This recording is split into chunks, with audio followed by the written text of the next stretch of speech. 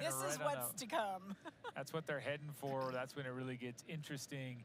And I tell you what, the reality of this course, Didi, is that it's ever changing. Just when you settle in and feel like you're doing what you need to do to stay in position, the course changes at different demands. And I know we keep bringing this up, and I think it's just such a defining part of this course, the technical nature, and we can all think to who is going to be the one that can break away and stay away on that downhill. But great shots there we're seeing from beautiful town. Absolutely. Грета. Some of the scenics of what is to come as we take a look there along the Ала, bottom кеш, part of так. the Точка не так лепо. You can see Не, there's те a выхода не local map that I Вон, guarantee там умела грема, ключи, the автоматы, map пустили, screen does not do it justice as to some of the challenges that the athletes will be facing. Along the good news is that unlike some other courses, there is a lot of variability. So we saw some punchy climbs, now some aero bar time, the primary climb, the plateau, the descents. So there's a lot to do. The athletes go through the first aid station here, which is at 24 and a half kilometers, right in the village of Saint-Genet. And the athletes Все так сделали, ksaky now they're through those punchy climbs.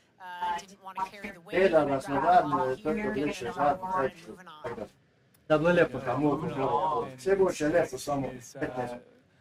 On the left, beautiful, quiet, still images, and then compare them to what is happening with the fury. А ведь как тут легко. Making quick work of this. Безбазенно, конечно. Да не бил виноватника. Добираешь плавание рибник вариант. Аж да не бил клор. Воно заде плецкає речми за камінну ніч. І так, є куріщина. А якщо були злида да спумпата, просто по притаки, по оружию, висимо туди рослини, пофільтрирай. Коли почалася до гри, поприя до плавальника дела. Легко є. When you see that, and you had sort of expressed surprise at seeing how far back some of those powerhouse bikers were, and is there anything that you've seen anyone making up for potentially devastating swim? Anyone you're like, hey, there you go, that's Chris Lackman or into the mix? I'm sorry, back the road that you'd like to mention? Папір. Дай вам адекат за Курла Первич. We only need to look back as far as Frankfurt and a massive solo effort that he did in Frankfurt to reinsert himself. And he's got good company, right? So he's got some company to take along with him as well. I definitely think, I think Vidiš, skore koje je tekla ispisane, kola. To se da tamo veoma unije, kola. Od plastika. Pa to, A kam? to, neka je plastika. To koje je trs preko levije, netar drugo koje je trs padla za to. To što mi je rekao. To će tavice, to šmari. Marko Špeli bude. Ja, to je extremely well across all disciplines, very well rounded. And a great resume here. Looking at him on camera, he looks pretty smooth in one of those, as you said, aero bar sections, and plugging along. Nice, fast cadence there, nice high cadence as we pan back to some, again, beautiful scenics looking down at this unique part of the world. And waiting for the athletes' splits to come in. What have you got? Это spodnie od Питга. Чуть известно по Яному за странена, по Нарита за Бом продал эти некие платы, которые больше. Да, пучак еще. Когда его мамила Out of the you need to up on the bars, straight back to the air bars when possible, but also keeping your head up. These are the sections that really will cost you. Again, navigating is hard right beyond right turn to come around and then get right back into the ring, trying to keep together Ora. these athletes are as they climb up yet another steep pit. Alla grikam dragam. I mean, we said it that this Zoot bike course is going to challenge not only your climbing abilities, Ja, but ne vidi. your bike handling. Така ще сте забрия ником, Those найкам. sharp corners Мора чтых. and turns here through the village of Saint Genet. Some spectators coming out, maybe sort of curious onlookers, no doubt. Ради Уля сам вєтома. Championship is drawing people out, whether they're fans or out of pure curiosity. Well, that's right, and these folks are used to it. I mean, they may come out, maybe not diehard Ironman fans, but they know the sport, they know it well. Cycling, Ironman, everything. They've seen it. We talked about the history of the event, the Nice International Triathlon, all the way back to 1982, just so much time. So some of these folks are like, hey, you know what? The color of the outfits have changed. The bikes look a little different, but same deal. We love watching these athletes push themselves up these big climbs. And that's just what they are about to do. Referencing again something that we saw or we're going to see there, Didi, is that massive outcropping of rocks that just shoots up 800 feet above, or meters in height, and that is Bol de Saint-Genet, a rocky outcrop there. It attracts hikers, climbers, overlooks that entire valley where the ruins of the ancient fortified sheepfold stands, and then that's just something that you see as you pan back. I'm very curious if these athletes will continue to work together, stay with us to find out if a break is made or they stay in close company.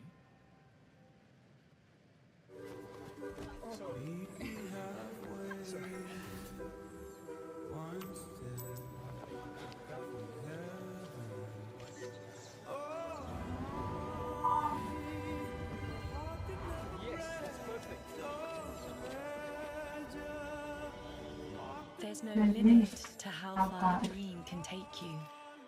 Star in your own adventure now. Qatar Airways. We're not here to sell you on this life. You already chose it. No shortcuts. No hype. Just work. Same as you. Built to outlast. Endure. 40 years in, and we're just getting warmed up. Welcome to the Ohana.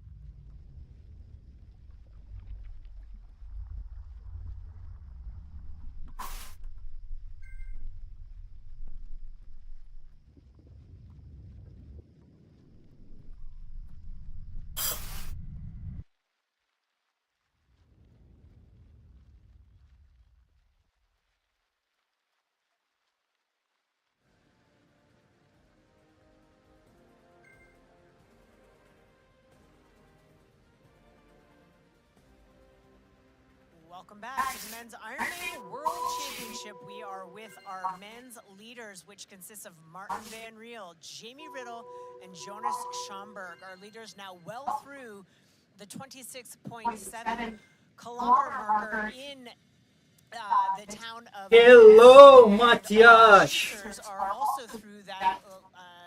Janec, timing mountain as well. winter is coming. Separation, our lead three are Nemaš kaj. Andrea Salzberg, who has lost Danes bi lahko šel ven, pa sem se odločil, kurc. Hoče bo nevihta, ceste so mokre. Bom kar noter. Presenja gor. Rudy Von Berg in that group. They are making their way forward. They're about 2 minutes back at this point. So a couple of the strong swimmers fading back into the big chase group, which sits at 2 minutes back. Well, Didi, that group too also has Gustav Eden, it has Magnus Ditlev, Casper Stornes, it has all those folks, really a solid group. And guess what? they've dropped Sam Laidlow. Well, but here's the other thing that I'm noticing, how large that chase group is. So that second chase group has, I'm going to just spitball here. I mean, it's 12 guys, 10 guys. Ne da mi je za šteku. Narrow streets, as I'm looking at the course topography, really hard to make passes on some of those tight turns, in some of these tighter sort of village streets here, the town of Vents. So really hard for those guys to get organized, number one, with a group that's that large. Who's going to be the one sort of to do the work, and then to create separation, to make a move if you're fourth wheel in a group that has 12 guys in it. How do you pull around like this and make that? It's tough, 100%, very tough. You have to be mindful too. Narrower stretch, you can't cross that center line. You have to be very attentive. Didi, you said it very well. Watch the way these guys are also doing it very well. Just staying in the air bars, ripping around those curves, anticipating and knowing what's coming. But I'm very impressed the way these three, Van Riel, Riddle, and Schomburg, have really pushed and gotten away, holding average speeds of really 34.8, 34.95, 35, well above, solidly above what we see for Salzburg, Strotman, and Thalman. And then as you come back, like you said, to that chase group, wow, and Blumenfeld kind of at the front, towards the front of that chase pack. Which I think is where you want to be. You don't want to be caught behind. Look towards the front, navigate.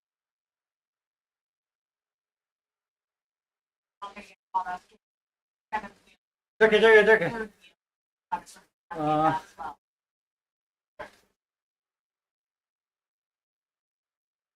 Like this, where it's so technically demanding and so up, down, Ja ne vem, no. dynamic in nature.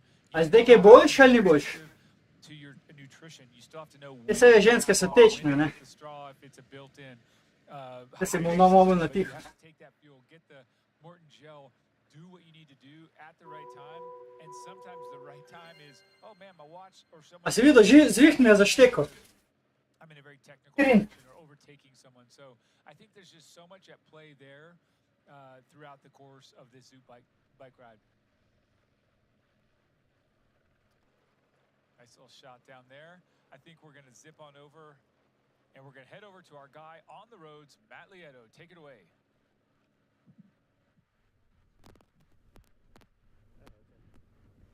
Dave, is this audio any better? Okay, we are here with Daniel Backegard. He is cruising through the middle section of that descent, actually coming up on one of the false flat sections here. Daniel Backegard, black and smooth. He's got Andre Lopes behind him. We saw Ghost not too far behind this athlete, but right now Backegard, he's one that has been in the mix. Bratio se šime! Kak slab komp, ki mi je Marjan zrihtal komp, to ni slab komp. Ja pa res, da mi je friznula pizdarija. Dirka! Pa sem že hotel pogledat.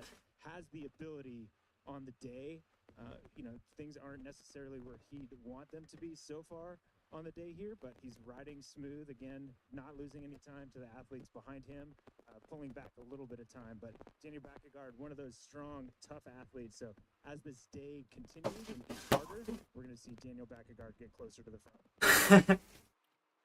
Thanks so much, Matt, and we will count on that. Spuca ni bil. Dynamic athlete waiting to see and wondering exactly what position he's in. Če je nov komp, če od lani. I feel like he is a little bit higher up than it appears on the tracker. So coming right back here, and you can see on the graphic below the descent du loop, we are coming down, slightly downhill before we hit the notable above 8%. Kako 3 leta? Pa ni 3 leta že. 3 leta, odkar si mi prenos zrihtal.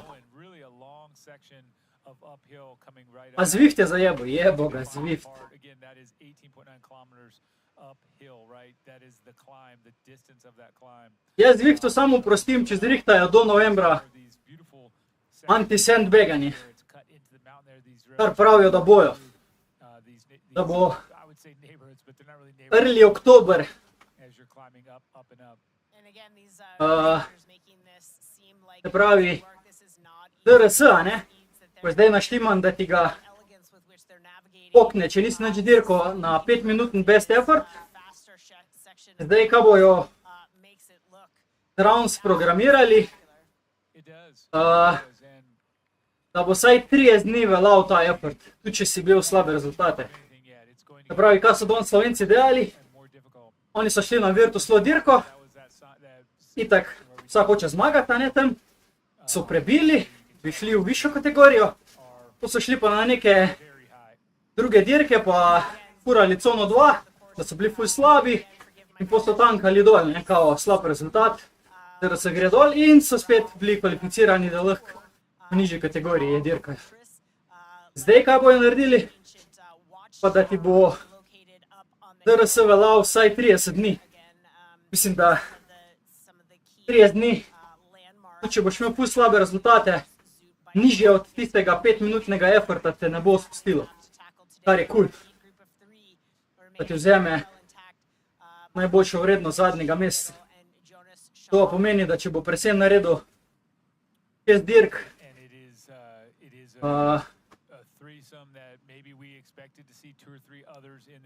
prvo rukne, mes start, imamo 5-minutni effort, vsak se postavi, polen mesec bo tisto držalo.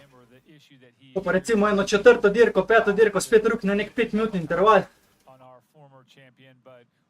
In ljudje ne bi mogli več sandbagati. Edino, kar bi rad pa še Presenu dosegel, ampak on ni za, da bi se povečalo število kategorij, ne. Ker je, pač sam to je jeba, ne. Ok, če bo sandbaganje ukinjeno, sam to je jeba, ko danes, ko preskočiš kategorijo, je ful preveliki gap, ne. Se pravi, zmagaš C, naslednji teden greš v B in te dropajo takoj, ne. In da bi šli iz 5 na 10 kategorij, se pravi, A plus je rečemo za sebe 1, ko se A razdeli na 2, imamo 3, ko se rečemo B razdeli na 2, imamo 5, D se razdeli na 2, imamo 7, pa D na 2, imamo 9, se pravi, 1 bi se še pa lahko dodala.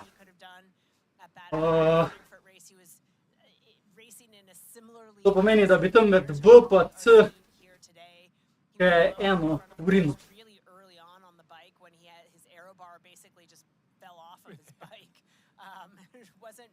He wanted to keep going. Technical officials said, buddy, it's a little bit unsafe. So he is well intact, mechanically put together as we come back to our defending champion here. This is Patrick Lange, who through that second time check there, Sam Laidlow had gone past Patrick and scrolling back here to Ja, zdaj tako bo naredil, da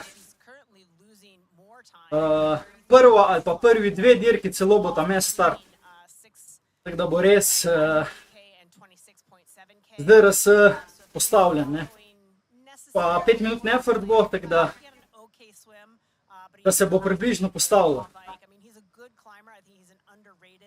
Pol bojo pa kategorije.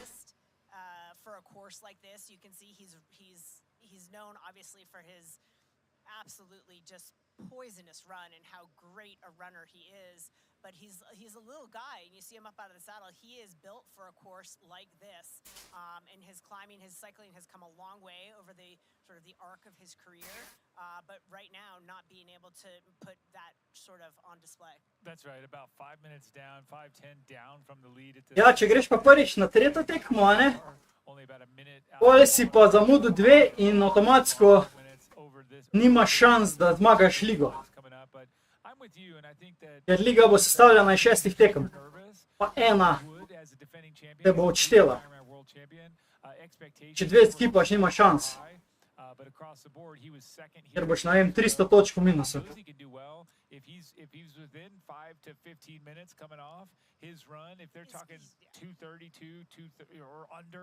Pa mislim, da celo če boš 2 skipo, da bojo pol privatni eventi, pa da ne boš mogel niti prijavce več. Vsa tisti, ko bojo prvih 2 furali, furajo do konca. is well noted, and everybody is aware of what he can do on the run course, which I think is why a lot of these guys are being so aggressive on this bike, because they know how much time they need coming off this bike before they start running if you're going to beat someone like Patrick Lange. There you go. And what will be really Yep. cool is when we finally Już was this and Bego. Magnus Ditlev, who we see, Casper Stornes as well. Another one I'm kind of very curious to see, and also, of course, Christian Blumenfeld. But Ditlev in a really good position at the last timing check, just moving along very nicely. He was together with Eden and Stornes. They were just plugging along a little over 2 minutes down. Seems like almost nothing. They've also got Von Berg in there. And we really just By the way, sporedno gledam some great heat as they come in. Ironman svetovno prvenstvo, ko je danes v Nici. Zanima, kaj bojo Blumenfeld, Eden, Sanders, Lange naredili. Ja, I don't care je ona. Kao I don't care, na koncu pa kile si bom spremenil, zvati bom lagal, sam da bom zmagal.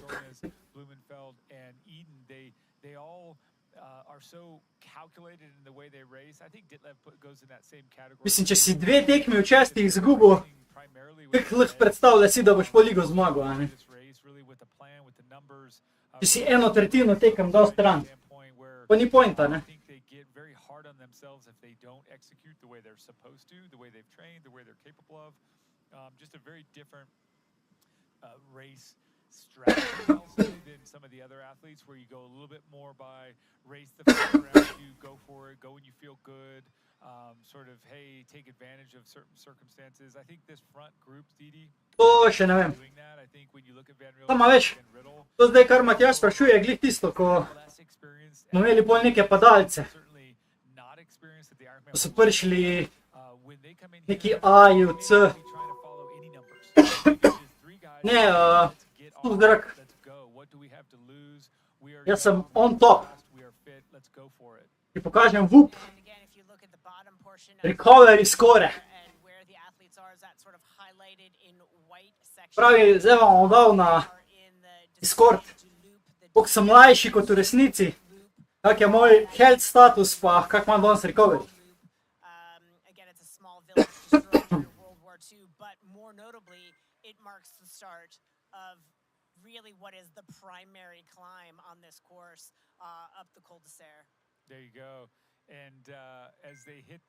Se pravi, prvo, poglejte to. Moje telo je 7 let mlajše, kot sem jaz v resnici.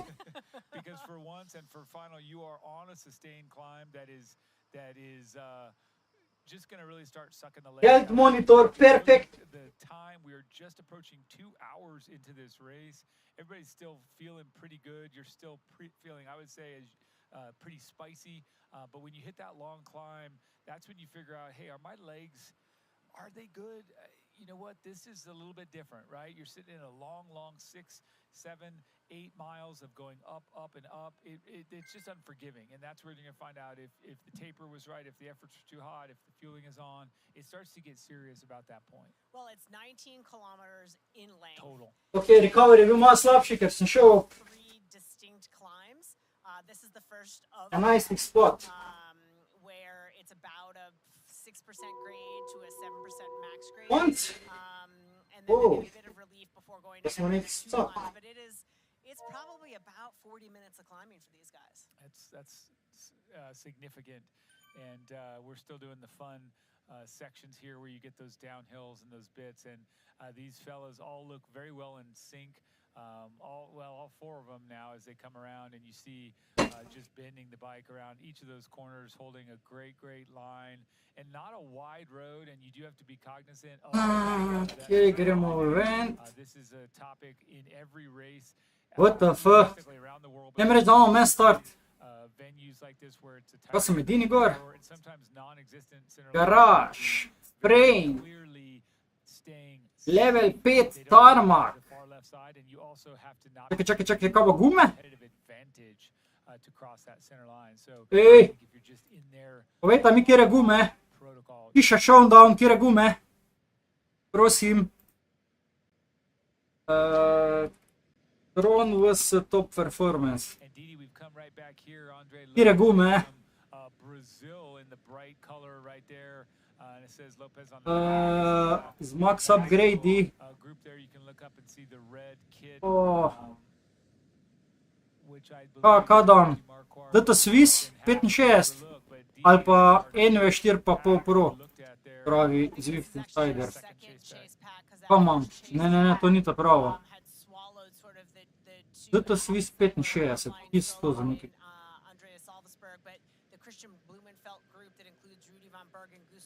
Res povejte mi, iskati. NV4 pa 5 Pro bi mogel vzeti, ali pa DT Swiss 65, pa kaj je to DT Swiss 65? A to so neke nove gume, ali kaj? DT Swiss 65, je to. A ja, to je to. To je v bistvu... Kurva, DT bi mogel vzeti. Prišparal bom kao 136 sekund po ravnini. DT Swiss 65 pravi.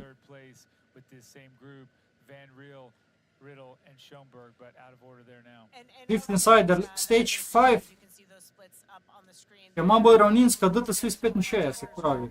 Kurc, bomo pa te kupili pa ekvipali. Ekip, dos. Ok, 3 minute, jaz grem scat.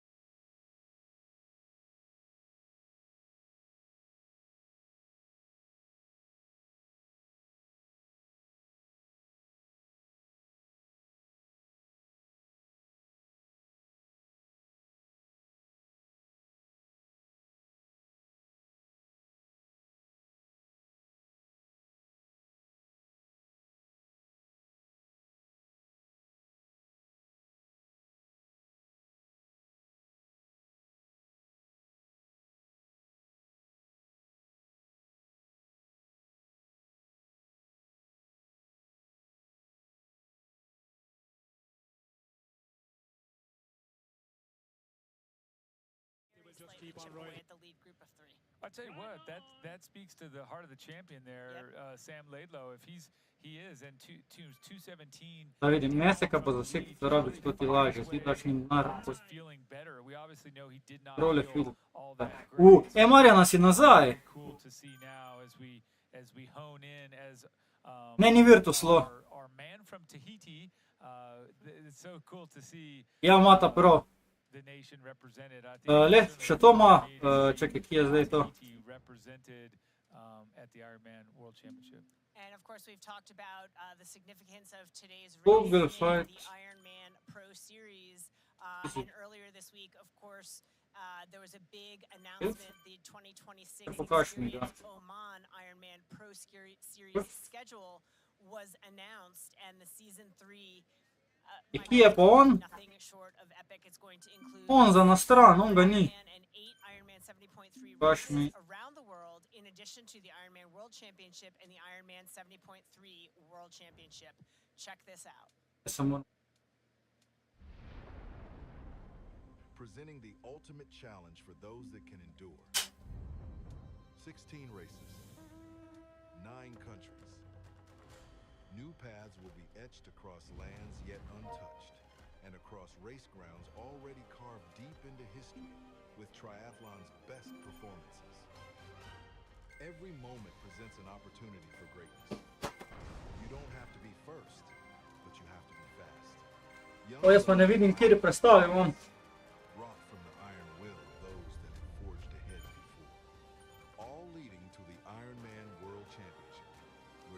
champions will be cast and lives forever changed.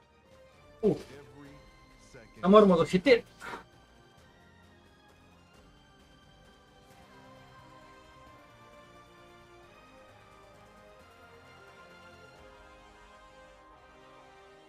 Tole sam mislio. Neka. We can't wait for the kickoff to that series in March with the Ansco Foods Ironman New Zealand. Such a stunning and historic location and sure to have a jam-packed pro field. Who is going to set themselves up to get a piece of that bonus prize pool of Didi? Thank you so much. $1.7 million. I can't wait. 2026. I'm already looking forward to it. It's going to be a huge draw. It already has proven to be a really successful venture for not only Ironman but for the athletes. There's a lot of money to be earned by racing the Pro Series and racing it well. $1.7 million for year-end bonuses. Again, to the top athletes in our sport, and I think it's been a huge incentive for a lot of athletes. We've seen some of our most competitive fields, our largest fields, all around these Ironman Pro Series races. So can't wait to tune in to 2026. And for more on the 26 race series, you can go to proseries.ironman.com. A lot of that information is there, as well as what's left in the 2025 race season, because there are races still to come. This is the 15th stop, of course. We have the Women's World Championship, and then we've got the 70.3 Championships in Marbella. Yes, so much coming. And now we're watching on camera. Well, we were Dylan Mangenen from France. And now look at this coming back here. There's Jason West. And, yep, getting a nice look at Jason West there from the United States. Plugging along. This guy has got one of the highest caliber runs in the field always. An athlete that came from the short course over the last few years, really does well at 70.3 and is also tackling the Ironman quite well. Jason looking good on camera so far. And this, Didi, a whole lot of climbing in front of it. Moja kategorija je do 520 DRS-a. Second sort of chase pack, separated by about, I'm going to say a little over a minute to the large 12-man chase pack. In pursuit of our 3 leaders. So these guys are about 4-ish minutes down. Ja se moram spremeniti. Powerhouses that are amongst the first group of chasers. Imam podatke. That if you are steady and are able to execute your own race, there's Kasper Stepniak, could feature in and run their way in if you pace a smart race. There you go. If that's always the big question. Can you do it? And you know, time will tell here as we come through one of these beautiful tunnels as you're climbing up, several on the downhill as well. But back with Patrick Lange here, 3-time Ironman world champion. He said to Craig early this morning, hey, you know what? It's kind of special to be at the Ironman World Championships and have bib number 1. That hasn't happened that often. Our 3-time plus winners, few and far between. And Patrick Lange, one of them, certainly, I think, in a lot of ways, surprised some people coming back and winning Kona last year in 2024 after winning the first time back in 17. That's a big spread. Yeah, it is a big spread, and right now he can see the chase pack up the road. He is losing time, but we're going to check in. Our Fighting Chance presented by Hoka is our Race Week series that takes you into the inner everyday lives of our elite athletes for an under-the-hood look at the athlete's journey. This week, we certainly caught up with our defending champion, Patrick Lange, and here's what he had to say in A Fighting Chance.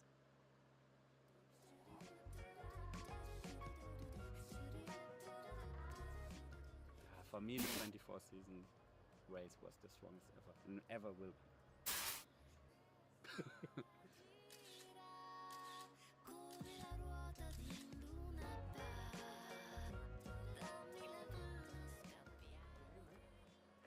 It's been a minute.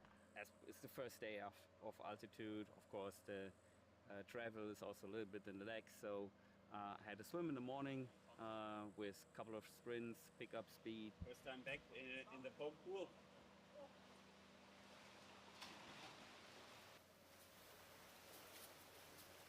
And now we go for a run, 1 hour 15 with 2 times 10 minutes at Ironman pace, which will be around 3:30 per K.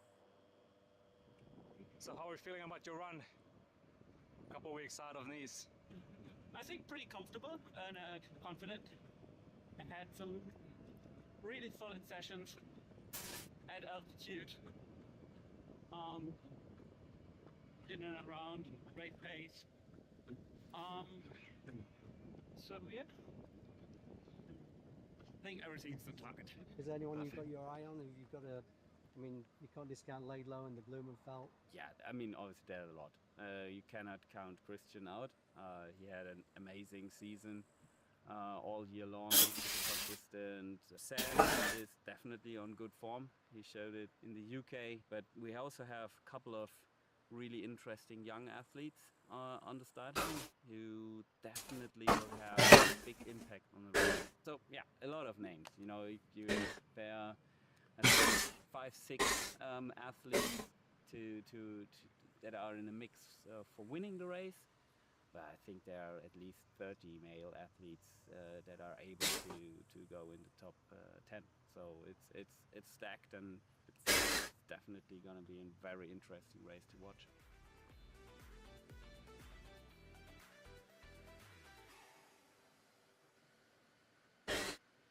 Patrick Lange, what a champ, and he's got a good attitude. Always seems to be, for the most part, showing his emotion, and highs and lows. We've seen him absolutely in tears in the lava fields on the bike, and in tears of joy at the finish line.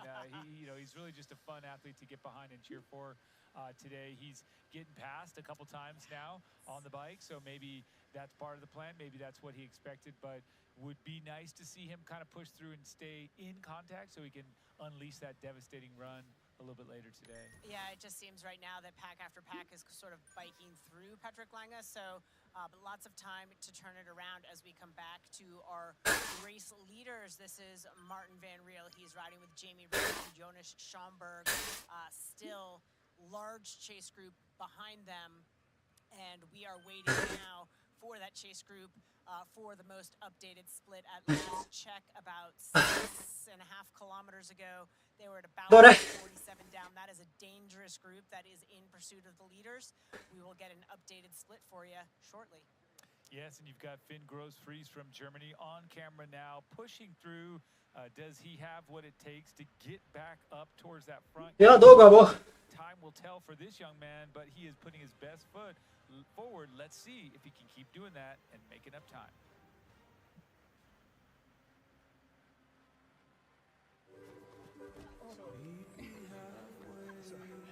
prije zdravme, da me boš dohita.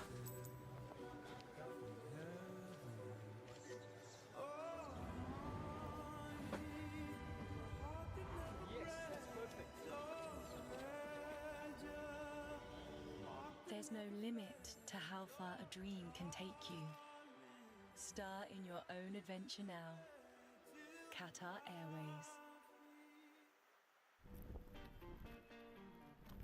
We're not here to sell you on this life. You already chose it. No shortcuts. No hype. Just work. Same as you. Built to outlast. Endure. 40 years in, and we're just getting warmed up. Welcome to the Ohana.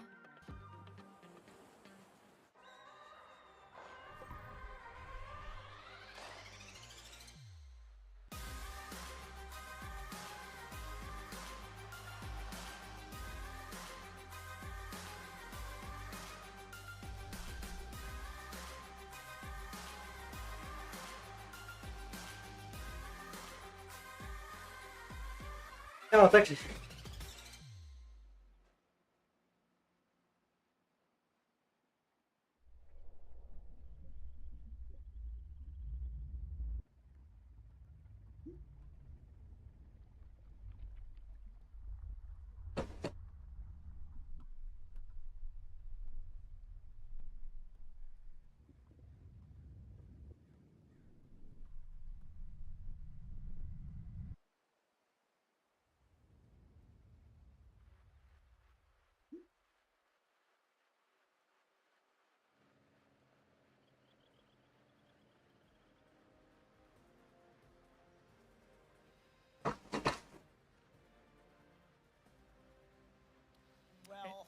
Stromboli, Michael, or whatever the French equivalent is. We have had Sam Laidlow with the resurrection of the race thus far. Splits came through for 29 miles or 46.6 kilometers. And at the front of the chase group, Sam Laidlow is back. He's back for sure. 29 miles in, 46.6 kilometers. That split shows us that he's now in 4th place. He moved up a shocking 13 positions in that move. So he went from pretty much, is he going to stay in the race? Can he be competitive to, I'm in 4th place. So if he continues that, then watch out. Just behind him, Casper Stornes also moved up 10 spaces, and then Blumenfeld went down, but he stayed with. So Blumenfeld was already up the road, but really the big statement is, wow. Yeah. Ditlev also moved up 4 spots in that massive move, but the players are playing now, Didi, and this is exactly what we call it, championship racing, as we get the camera on the Italian athlete, Marco Ceccarelli. And he is with Christian Hogenhaug, who is in an unfamiliar position back in 21st place. Again, Christian Hogenhaug has had an amazing season thus far. We've seen some great performances from him.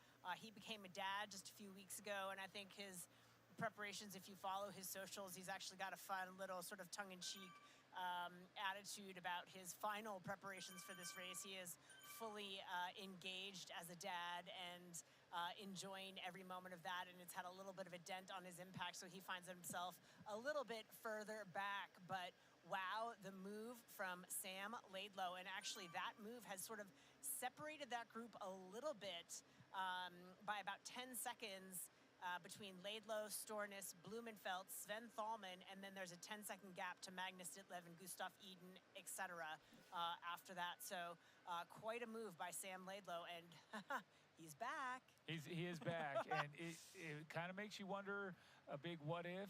Had he done the swim we know he's capable of, would that move have put him now in front of these guys 2-3 minutes or with them? But nonetheless, you're watching a cool image there of Jamie Riddle from South Africa, Ironman World Championship rookie today, as we come back to another great shot of the high-tech bikes these athletes are pushing down the road, disc brakes.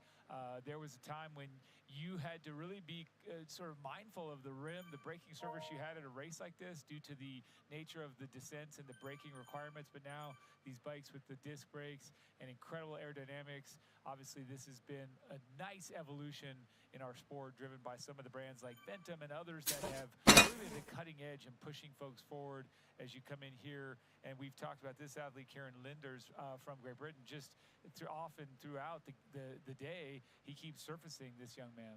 Yeah, he is currently sitting in 19th place. He is in that second chase group, not amongst the lead chase group, but hanging steady there within the top 20.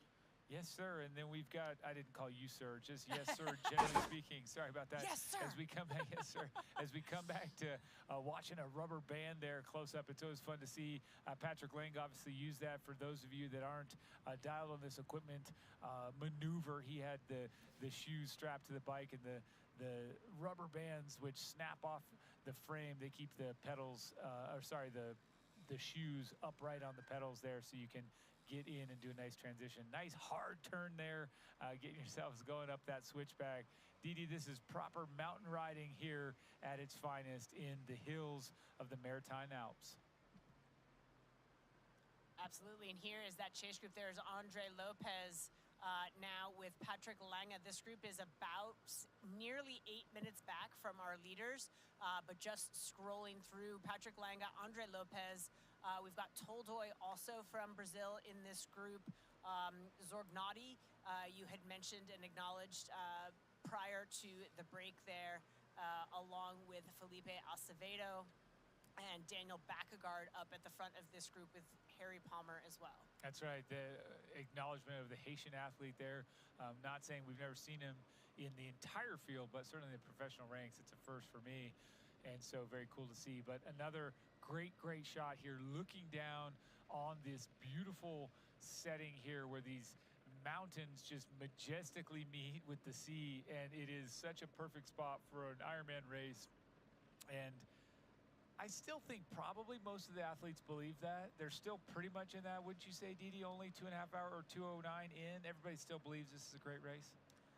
You know, I think for some of them, they're probably thinking this isn't quite going the way that I thought. As I look a little bit further back, we've got Matthew Marquardt down in 37th place at 8:17 back. Yeah. That's not a familiar spot for him. I think he, off the strength of his ability as a swimmer, even if he was sort of pacing this conservatively due to the cramping issues, I think he finds himself in a position he's not super thrilled with. Leon Chevalier hasn't really made the moves we would expect from him, so he's having a bit of bother right now. We're sort of still waiting for Cameron Wurf to make his move. He's down in 36th place, not really the aggressor in the way that we thought he would be / could be on the bike.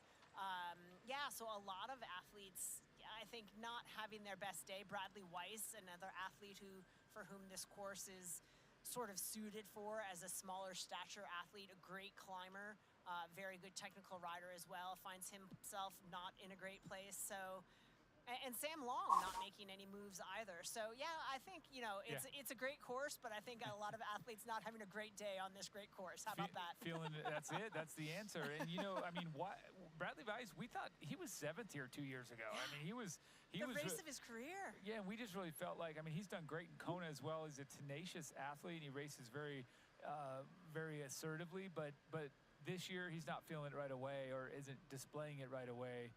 But we'll come back to that, and we'll come back to some of these athletes, because I'm going to make a prediction right now as I look at this group of Stoneberg, Van Riel, and Riddle. I honestly will tell you that I think by the time we get to the top of this climb, this whole long set of climbs, we're going to see that group. We're going to see from Laidlow to Sornes to Blumenfeld to that entire pack, we're going to see them, Ditlev as well, catch these three. I don't think they're going to stay away at the top of the climb. They're up there. No, and I agree with you. And along that plateau, which is a flatter section of the course, we're going to see who has sort of spent their load on the climb. And I think that's going to be an opportunity for some of these athletes who have paced the climb really well, either or patiently, to be able to make a move.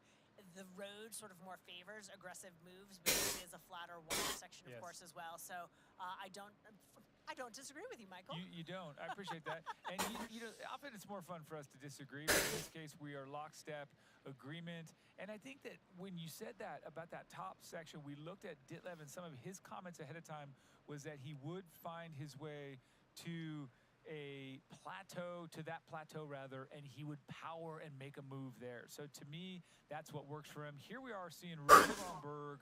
He knows this land like it's his own backyard because he spent plenty of summers here learning how and perfecting his bike riding. But the man, the Colorado Buffalo, the Boulder resident, the aggressive young man that rides so well, is on camera. And I think that what we see is he's a very well-rounded swim, bike, and runner, and extremely capable on the downhills, very technical in nature. I mean, that is where I remember sort of watching his descent at the 70.3 World Championship a couple of years ago with one eye shut, thinking, oh my goodness gracious. And this guy, for reasons I don't understand, is perhaps one of the most underrated athletes, I think, in our field. He's a guy, I mean, he's been on the podium. He's been a step off the podium. He has all the goods, and yet a lot of people don't ever really talk about him until he lands on the podium. They're like, oh yeah, Rudy Van Berg. Oh yeah, of course. He it's the curse of the consistency, right? Yes. I mean, he's I think, and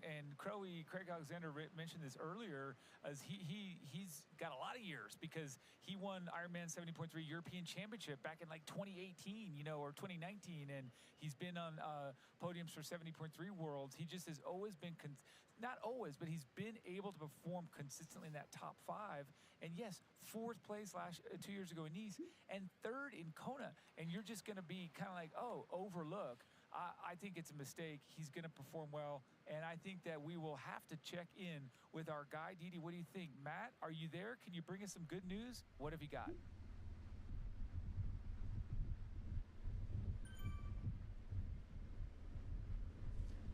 Okay, guys, we are here with Sam Laidlow, and I don't know if this camera picks up, if it's close enough to pick up the expression on his face, but he is eating the pain right now. This athlete has, obviously we know, did not have the swim that he wanted. For the very beginning, you could see him pushing through that swim, and every 10 seconds or so, he just closes his eyes in full grimace state. This dude is absolutely crushing himself out here, and he's with this group. He's breaking this group apart. Casper Storna is the only athlete that was able to stay with Sam straight away. He's struggling a little bit to stay with him now. Actually, he looks pretty comfortable. But there was a gap earlier. Christian Blumenfeld has brought back that gap. And right behind Christian Blumenfeld is Gustav Eden. So all of the big hitters are here or in the road up ahead of these guys. But again, the face of Sam Laidlow and the effort that he is putting in on this climb is insane. Again, you could see it every 5 seconds. He just closes his eyes and convinces himself it's worth the pain to try to get up to these three guys at the front. I have never seen Sam Laidlow push this hard through so much pain. No doubt he's not feeling that freshness today. He's not riding chainless, so to speak. When athletes feel nothing, they feel no pain. Sam is feeling absolutely everything out on this course today, and yeah, he's doing his best to bridge up to these guys again. Casper Storna is the best athlete able to respond to him most easily, but again, Christian Blumenfeld, Gustav Eden right behind. Magnus Ditlev seems to be on their wheel as well from my vantage point, but Sam Laidlow looking to defend the title from 2 years ago. Absolutely crushing it. Back to you guys in the studio. So, kudos to Sam Laidlow for reinserting himself into this race when we thought things might be kind of day is done for Sam Laidlow. But one does have to wonder, is he burying himself in a similar capacity to what he did a year ago, and what is the cost going to be when he gets off the bike and tries to run? But full credit to Sam Laidlow for not letting the early setback hamper him at all as we get our first check-in with Christian Blumenfeld, and boy, does he look smooth like butter. He looks great. It's so fun. We saw Ditlev really for the first time. Now we're seeing Blumenfeld really for the first time, and looks smooth, looks like he's just got a really nice cadence, tending to all the details. But kind of wrapping up what you said about Laidlow, he really did what he had to do. He sort of said, okay, I swam, I had this go on, I was way back. Do I just play it safe, or do I murder myself? Because worst case scenario, he ends up at 18th. He got to ride the pants off the bike, so it's a good move. It's a Laidlow move. It's definitely a Laidlow move. I guess my question strategically is, once you reinsert yourself back into this chase group, why you got to go to the front of it? To give yourself a pause to the top of the climb, give yourself an opportunity to regain. I mean, absolutely, he's a man on a mission, but, you know, I don't know what's going on inside of his head, and nor what the swim issue was, but now he's leading the charge. My only question would be, do you take a pause, soak it in, and then go again? That's my question, but right now, Sam Laidlow leading the charge to the lead group of three up the Col d'Isère.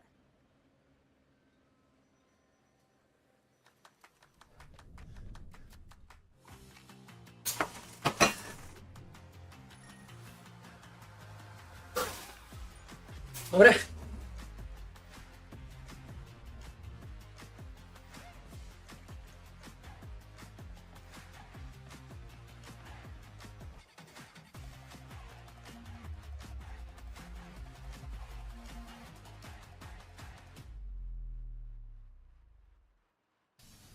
Meet Kicker Run from Wahoo. A revolutionary indoor running experience where you just run and your feet set the pace. We call it Run Free Mode, a game-changing technology that allows you to change speeds naturally, just like you do outdoors. You can even let popular training apps control the speed and grade for you. Kicker Run by Wahoo. It's time to run free.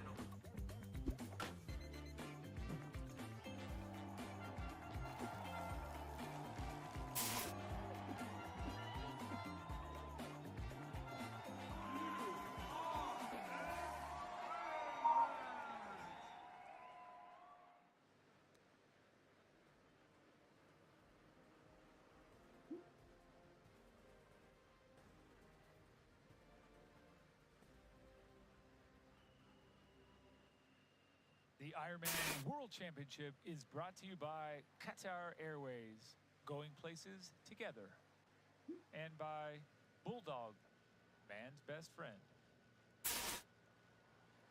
Didi, we've got Patrick Longa out of the saddle, chasing, trying not to really get distance from his group. He wears bib number 1. There's a lot of weight that goes with that number, but I think beyond that as well, I think there's that same fight we just talked about with Laidlow. How did he get 13 spots and continue to push? Why did he get 13 spots and continue to push? Well, because he's won the Ironman World Championship. When you've done that before, you have a whole depth, I think, of not just ability, but confidence. I mean, we'll have to ask Craig Alexander when he comes back on. Is there an extra pressure but equal power that comes from that belief that truly you have done this before, you can do it again? Most everyone else in the field is like, hey, I know I can do it. These guys have done it, and there's something that goes with that, I think, and you're seeing that with certainly with Laidlow and hopefully here a little bit with Patrick. Yeah, I mean, I think for Patrick, you know, we've seen him in and amongst groups, but those groups seem to be coming and then going away from Patrick Lange. So right now, not all is well in the life of Patrick Lange as he remains alone, kind of getting past right, left, and center. Things not going according to plan. I mean, if I could run like him, I'm not calling him out of this race by any means.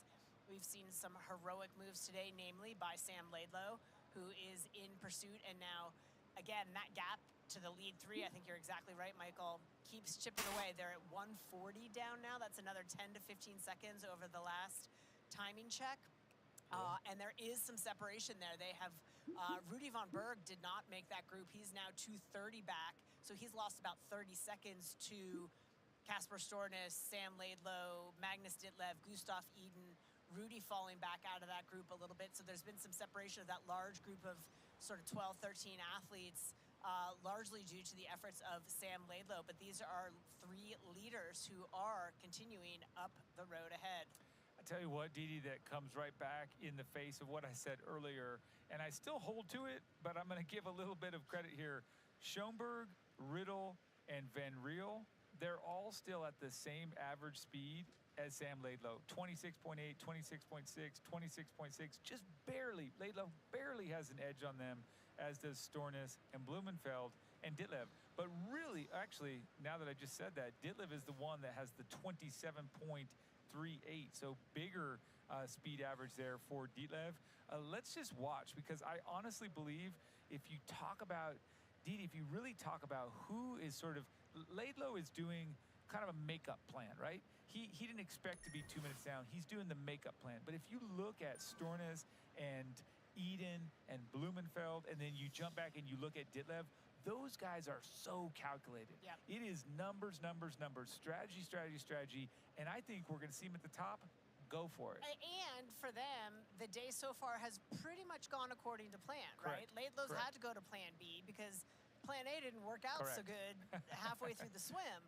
So I think that, you know, each athlete is in a very different position. Those for whom the script has gone according to plan, those for whom the script hasn't gone according to plan, and then there was that quick shot again of Patrick Lange, who's gotten passed by another 2 athletes. So according to plan, not according to plan. Yeah. According to plan, not according to plan. But for these 3 at the front, things going very, very well. And I think they probably planned this as well. Yes. I just think that their idea, I think they probably thought, this is our group. We would have probably had Laidlow, and we may be matching him a little bit instead of us setting the tempo. But they're doing an exceptional job of really just commanding the race and holding those speeds. Well, and rewinding back to the swim where we saw Riddle doing so much backstroke, I think he was looking for Sam Laidlow. I think that was the plan all along. Like, hey, let's do this, and this is our plan together. And now they're like, well, we don't have Laidlow, but let's go according to plan. Keep it going, yeah. And there's power to that as well. Over the years, we see various training partners like that, where you have the apprentice, if you will, and the accomplished. So we had Riddle training with Laidlow. They know one another. And when you're Riddle, you think, well, I need that. I want that. I know I can train with him, so I want to race with him. There's just not just a comfort there, but there's a power. There's Will I say it again? Je ne sais quoi that goes with it. I'm really sorry I said that. It's just appropriate. No, you're not. But there is something that goes along with it when you train with these people that have done exactly the best. They've won the World Championship. So back to the matter at hand. Great shot there, Didi, of these three men out of the saddle, rolling up the hill. That is beautiful.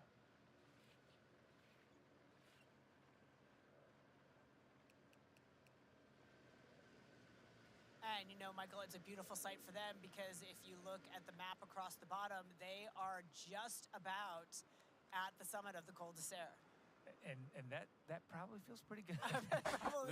little anything other than up for a while, but yeah. And it's we have to look at it as well when you're on these sustained climbs, these efforts that they're obviously maintaining a solid power output.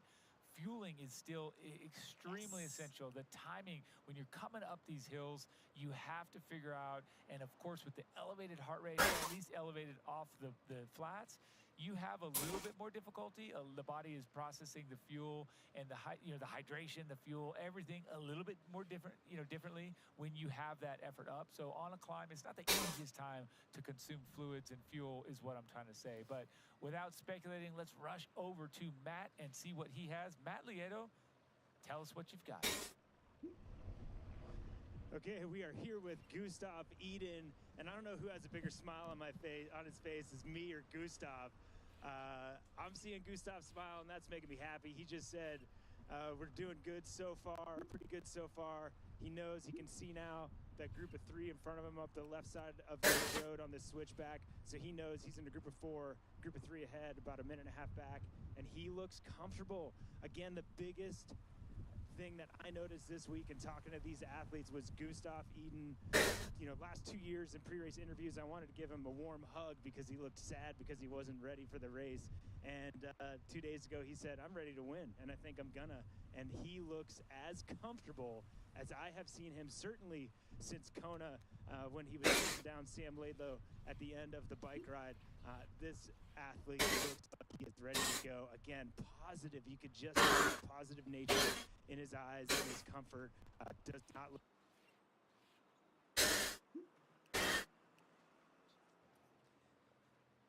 Again, we today, saw looking behind him to see how many We saw sparks of the Gustav Iden of old at the start of the year at Oceanside, where he had such an outstanding performance. Didn't have a great Ironman Texas, but then came back in Frankfurt and really was showing some sparkle. And I think for a guy, you know, I think it was fourth in Frankfurt, that didn't win the race, he looked as if he had, and you could see just the trajectory and certainly his body language during this race week. He brought out the lucky hat of old, and he just had a bit of, I'm going to say, swagger back. You know, he had a little bit of confidence, a little bit of pep in his step to have that self-belief again. And not that he had lost that self-belief, but when you know physically you haven't been able to do the work. He had that terrible Achilles injury with his mom. It was a really tough Ampak niso slabi. to come back and be like, hey, I'm back, and that is exciting, and I think a lot of people have really cheered for Gustav Iden. He's a super likable guy, and of course the story of the Norwegian, you know, training team together. It's just a group you kind of want to. Pa tudi saj, veš. And you'll always like to see an athlete. Kurva se držijo. Yes, 100% yes. And here's the thing. Ker nekog je to intercejo, 2, 4, 6. There's a difference still at some point between believing and then having that proof. You can only, you're believing, it sort of fumes, it starts to evaporate. So you really need that solid, tangible effort or accomplishment to say, boom, yep, just like I thought, I can still do this. So I think you're spot on. Close it out with something light. This is still the group.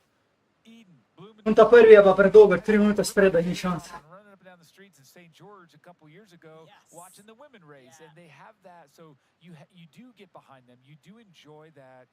They're dominating. Sure, that's cool to get behind, but they're also doing it in a fun way. So very cool. And as our leaders get to the top of the Col d'Isère, we're going to throw it down to our on-course team, Fraser Cartmel and Craig Alexander. Guys, what are your thoughts? Thank you, Dee Dee. Yeah, this race is certainly hotting up, Fraser. We've been talking storylines all week. We're getting to a crucial part in the race. We're almost through the first third of the bike ride, so they're almost to the top of the Col d'Lec. And I guess the big story so far, well, there's two big stories in my mind. Firstly, we've got our World Championship rookies off the front, but as much as this is their first ever Ironman World Championships, we're talking about three very experienced athletes. I mean, if we look at Jonas Schomburg, he had a podium earlier this year in Ironman South Africa. He did have that malfunction, that mechanical in Ironman Frankfurt, but then backed it up with a nice second place finish at Challenge Roth. And Martin Van Riel is a guy who, has been to 3 Olympic Games, has finished as high as 4th place at the Olympic Games, backed it up with a 6th place, well, actually had the 6th place first. Coming off a T100 World Series last year, and he also raced in an Ironman South Africa race. So these guys are not rookies in the sport. I couldn't agree more. And we're talking about swim, bike, run. Yeah, I know this is Ironman, and this is a long way, and they've done little, well, some of them have done little, certainly at this level, but my word, they know how to race a triathlon. And that is very evident from what we're seeing now, as far as I'm aware. And look, between the three of them, I mean, you said it there. I mean, how many Olympic Games have they got? They've all been to the Olympic Games at least once. You've got Martin 3 times, and that's just one aspect of the racing that they can call upon. So they are not surprised by how to deal with changing dynamics within a race and things, for example. So it doesn't surprise me that they're coping so well with this. Yeah, and we just got a little look at the other man in that group, Jamie Riddle, who's looks to be using his experience from Ironman South Africa and Ironman Cairns earlier this year, and he's still up the front of the race. And we've seen Jamie shape the races that he's in. He's such an aggressive racer, but he seems to be tempering it with a little bit more experience. And he's been the guy, I think, who's just sat at the back of that group. I mean, he's gone to the front when it's been his turn, but he looks really calm and composed, and he's certainly on a flyer. But I just want to give you your flowers, because in the swim, when a lot of people were reading Sam Laidlow his death rights, you said it's not over. And I guess the big story right now is the way he's riding his way back to the front of this race. Yeah, I mean, to be fair, I think I said, what if he still wins this race? And I was kind of throwing it out there, but I'm glad I did, because I can keep that in my back pocket. But it's incredible to see him. And look, part of that is because I was lucky enough to watch him in Ironman Leeds quite recently, in July. He just put on an absolute clinic that day against athletes that were very good athletes in their own right. He made them look like mugs, if I'm entirely honest. And if you can do that, and we know what he's done at Kona and here before, so his pedigree is not up for question, and it's really fantastic to see. And I know we're only 50, 60k in, but everything we're seeing so far points to him absolutely tearing this race apart. I'm absolutely intrigued with this Chase Group 1 on the road. We just talked about Sam Laidlow, but we've also got Christian Blumenfeld. Gustav Iden is in that group, and we just saw Mats throw, and Gustav looks super comfortable. And we've also got a man that we haven't spoken much about, but I think we're getting to a part of the course that might suit him the best, Magnus Ditliev. Yeah, and you mentioned to me a little bit before, probably not been loving the course up until now, because, physics doesn't lie, and he is a good 20 kilos heavier than some of these athletes. So, obviously his power to weight numbers are off the charts. We all know that with the rides that he's done in the past. So, he's just been sucking it up, I guess. And, I don't doubt that he's going to be quite happy to see the road flatten off a little bit. One man I want to ask you about is a man who was in that group, Rudy von Berg. We know his pedigree. We heard Michael talk about some of his best race victories, and that race in Elsinore at the 70.3 European Championships when he beat none other than the great Javier Gomez. So, but at the moment, he seems to be 40 to 50 seconds off the back of that group. I just want to get your insights and opinion on, is this a planned move, or do you think Rudy's in a little bit of trouble at the moment? Yeah, it's interesting, Craig, because you're spot on. He's a very, very talented rider, and we've almost talked to death about the fact that Rudy knows this course better than anybody else. Yes, all the other athletes have come and spent time and invested time in training camps in the course and learning the course, but Rudy grew up here. I don't care what anybody says, he knows this course better than anybody. So I am wondering if this is almost a tactical, you know what, he's a bigger guy too. Maybe he's been, of course he'll been finding that pace difficult. Sam's come through and really put the throttle on the guys. So I wonder if, I hope, and certainly my conversations with Rudy in race week, sounds like everything's been going great. He's training well. So I think he's let the group go to try and push on at the top. Well, we just got vision of our 3 leaders who are now on the plateau at the top of the Maritime Alps, and this is Chase Pack 1 getting to the top of the climb. And we also see Nick Thompson still tucked nicely into that group, and he's been very aggressive at the start of this race. And we're so excited to see Nick in and amongst the, getting really in amongst it, because, I listened to a really interesting podcast that Matt did with him earlier in the week, and he talked about, if he could have his day of days, top 5 would be an incredible, life-changing event, as he put it, for him. And he's talking about that is because he's such a talented bike rider. We saw what he did at Cairns. He came off the bike with, remind me how many minutes lead, a substantial lead. So he knows this course suits him way better than, say, Kona will suit him. He can do damage, and we know that he can ride downhill like an absolute demon. Yeah, he's absolutely in great company and setting his day up nicely here. One more man I want to ask you about is our 3-time champion, our defending champ, Patrick Lunger. We got vision of him before. He seems to be sliding back through the field. He's now with Cam Worth, Leon Chevalier, Matthew Marquardt, and they're about 8 minutes down. What are your thoughts on Patrick's day? Well, actually, unfortunately, he's no longer with them at all. The last checker, he's even lost more time to them. So he's hemorrhaging time, unfortunately. I'd love to say that it was salvageable, but we're only at 50, 60k, and he's already 9.5 minutes down. I mean, let's hope he can pull a really good run out of this. But in terms of competing, I think it's safe to say he's not in the mix anymore. Okay, Michael and Didi, well, we're getting up to what I think is the most crucial part of this race. They're up on top of the Maritime Alps, and I'm going to throw back to you guys. Thank you so much, Craig. Thank you, Fraser. Great insight, as expected, and we love it. It's great. I wish we were all sitting shoulder to shoulder to shoulder, have a 4-way conversation, but it's fun to bounce back and forth. Just so much knowledge packed into those two brains. So great stuff. As we come back to the man, Martin Van Riel, he gives a little wave through. He said, how about you take a pull, get some action up here up front. And I think, here's the thing, Didi. Craig's totally right. This is where it gets serious. This is where that pack may or may not come up. This is where you've really got to get a little interesting here. 2.5 hours, 2:37 into the race, and it's going to get a little bit toasty. Yeah, it is. And again, this is just an opportunity for some of the other athletes that have sort of been maybe a little patient through the climb. It's a little wider section of road. Opportunity to perhaps make some moves along what the athletes refer to as the plateau section of this course. That's right, and we were talking about Eden and how much fun we've seen him have and how it's just really easy to root for him and all of those accolades that he's kind of stacking back up. But let's not just talk about it. Let's go to the video here that we got to share and catch up with Gustav himself. Have a look right now. Gustav, good to see you. You've been with AG1 for a while now. What's your personal experience been with it so far? One of the worst things of being an athlete is doing too many choices, I do swim, bike and run every day. And on the outside, it kind of looks like it's the same thing day in, day out. But for me, I see the evolution every single training session and also throughout the season and stuff. So to be able to have something that's there every single day with AG1 that I just know is good for me. It's I think that's the best part of it. Yeah. And how do you normally fit it into your daily routine? When do you tend to take it? It's basically the same. At home it's definitely the same, because then I have 6:40 wake up and then coffee, some bread and AG1, and then routine life, but I really like it that way. Nice. And have you noticed any impacts on your performance or recovery? I'm really getting back into it, and I'm sitting here now really thinking that I can win this race. There's no guarantees in triathlon, and definitely not in Ironman, but I have a really good feeling. And we've seen you and Christian and every athlete now sort of pushing the limits of nutrition and fueling during the race. Mm-hmm. Have you had to do anything specifically to prepare your gut and your body to be able to absorb that much carbohydrate? I think I'm quite lucky in that way that I very seldom have stomach issues.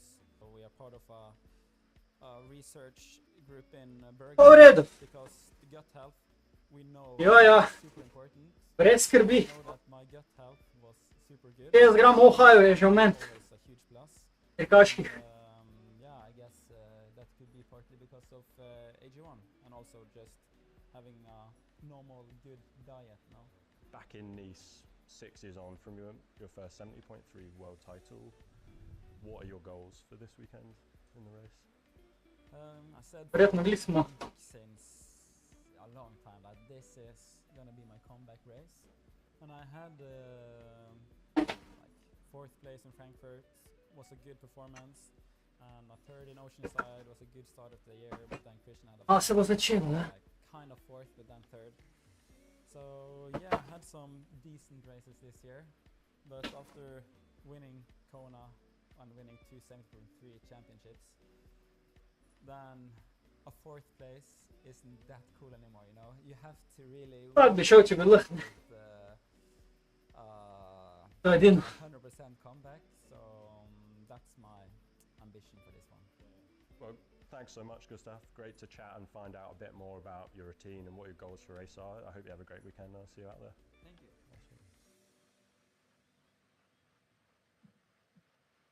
That came right from Gustav Eden from Norway. What a champ, and it's fun to see him sit down and chat about comeback races and the like. I mean, he's just such a guy that is, as we said, hard not to root for. So, see as we come back and watch Sam Laidlow on camera, just still drilling it and looking pretty good. That gap now to the lead group, just a minute 12.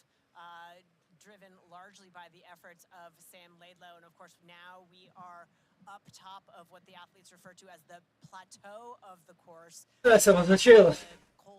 Legal, particularly in The course Cosel. I may be pronouncing that incorrectly. This plateau is 1,400 meters above sea level. It's a great location for astronomical observation. It's known for the bright skies above the mountain's tops there,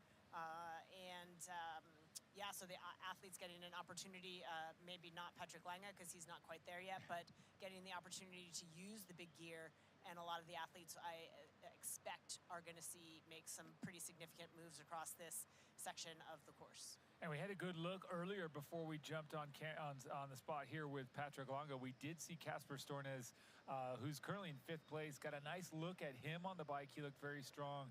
And I think it's just a nice tight group here, Didi. If you look at 4th place on the road, Sam Laidlow 112 back at the last time check, 114 for Stornes, Blumenfeld 118, Gustav Eden 120, and then the Aussie Nick Thompson there 121 back. Ditlev just kind of hanging 128 back, but 4th through 9th, I think they're just gradually moving up, and we're at this spot where we're not even, we're 37, 38 miles into this race. There's I still think going to be some lead changes and some oh, definitely. Yeah, coming together here pretty soon as you look, and this better be a pass pretty quick because as you can see right there, that you're not allowed to stay that close to one another for too terribly long there. Yeah, there is a moto right there too. We've obviously got Race Ranger. That looked to be a little bit close there, but again, with Race Ranger on board, we know everyone is in a fair fight up here. For sure, and we will want to see exactly what happens with this 3, if they can keep themselves away from that chase group or if they'll get swallowed up. We'll find out very soon. What do you want? What's that really good non-alcoholic beer I keep hearing about? Do you have that really great non-alcoholic beer that I keep seeing? Do you have a non-alcoholic beer that actually tastes good? It's athletic. You're holding it. You mean athletic? You're looking at it. I think you mean athletic.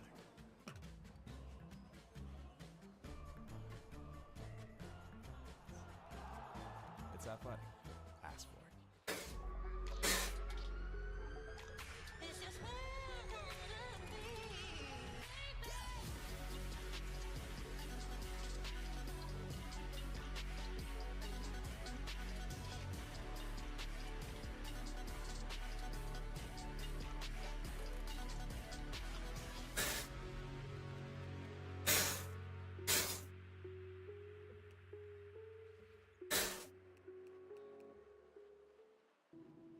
Endurance isn't just about medals, it's about showing up, even when your brain says go and your body says no. Showing up means taking care of yourself, skin and all, because when you train hard, your skin works hard too. That's where Bulldog comes in, with products packed with brilliant natural origin ingredients that help prepare, protect and recover your skin. No fuss, no nonsense. Bulldog Skincare is man's best friend. Official men's care products of Ironman Europe.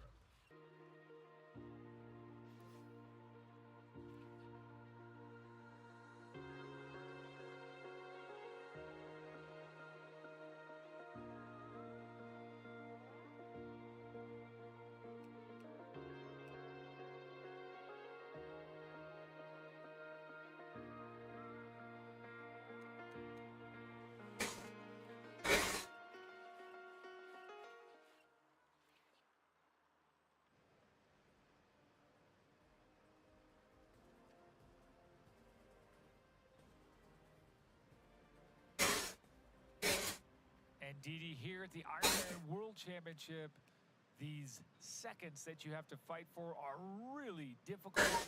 And right now, these three men are still up front, holding on to that lead. And I will say, yes, they're losing it to some talent down the mountain from them, but they are doing a great job working, I'd say also in tandem or in what would be the word for three? A tandem three. I don't have the vocabulary for that, but working in trio.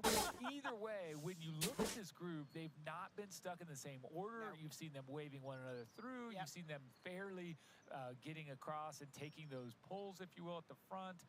But really a nice little balanced approach there as we then bounce back to the chase pack. Yeah, there's the chase back there, and it's Casper Stornes at the front with Nick Thompson, Sam Laidlow, Christian Blumenfeld, and Gustav Eden. So, and Magnus Ditlev still hanging just that couple of seconds off the back of that group. But they are now just over a minute back. And, you know, here's three kilometers. They took 5 or 8 seconds. They're not taking massive time.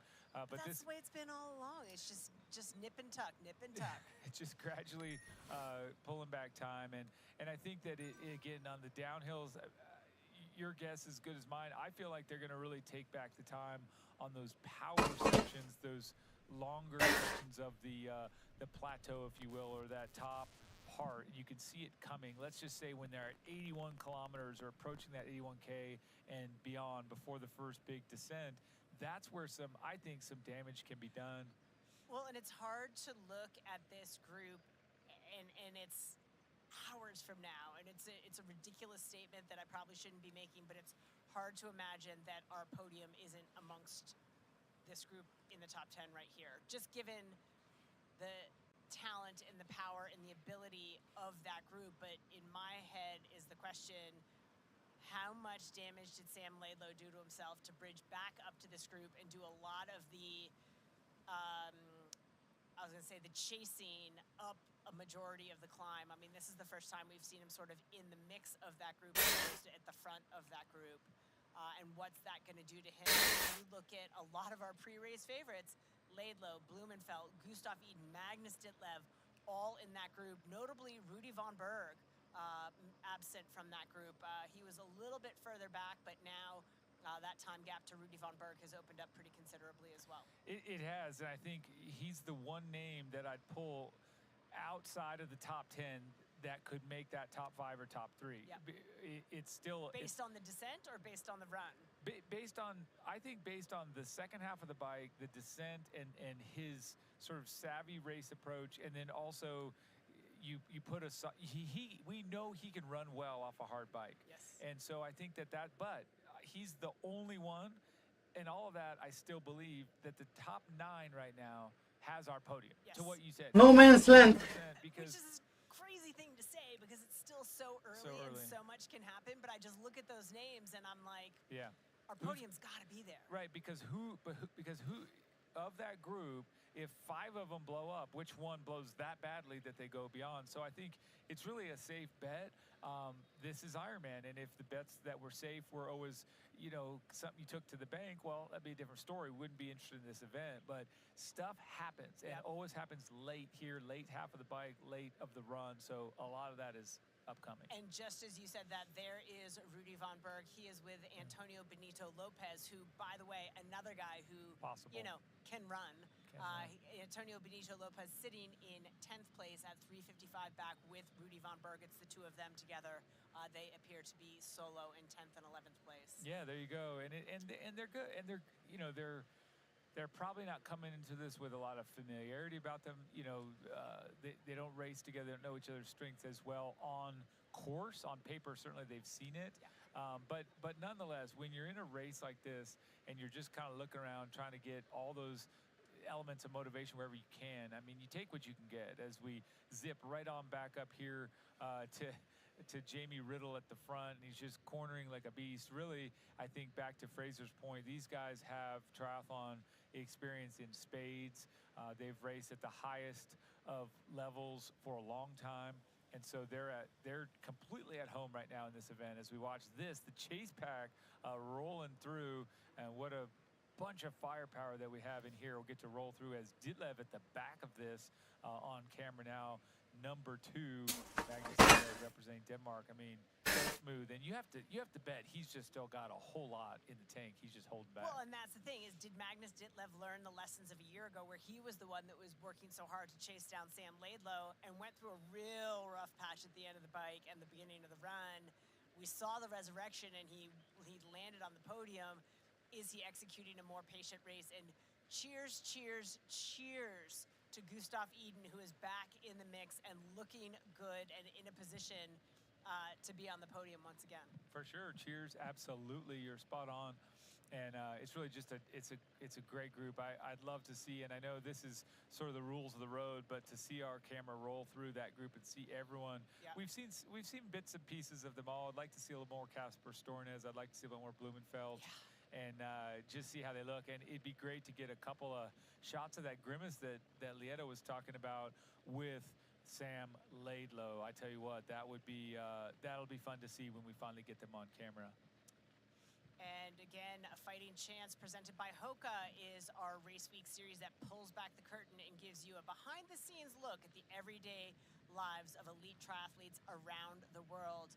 In this episode, we take a look at the Norwegian trio in A Fighting Chance by Hoka.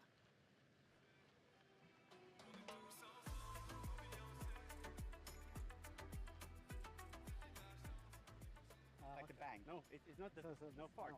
We're the rally driver. We said like it's not the fart that kills, it's the smell. Fart is speed. Oh really? Yeah, Smell. it's bang. It's speed. Norwegian.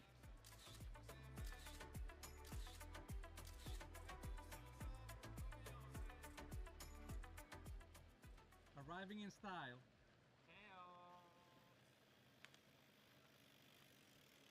Hello guys, we're now in Nice at the Wilderness athletics track. I don't know what it's called here, but yeah, at the track. 10 days out from the race, and we're gonna do threshold set 10 and 14 times 1K. So yeah, pretty simple set, not pushing the pace today. So Casper and Gustav, you've done the 70.3 course. 2019, right?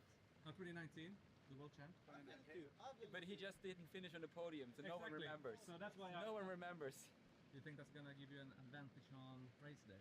I think it's more an advantage that we've been here 5 weeks in the winter and now almost 2 weeks here. So but it gives a little bit confidence when you know you have been performing before. Yeah. Okay. So Christian, will we see 3 Norwegians on the podium on Sunday? I wouldn't be surprised. So yeah, it's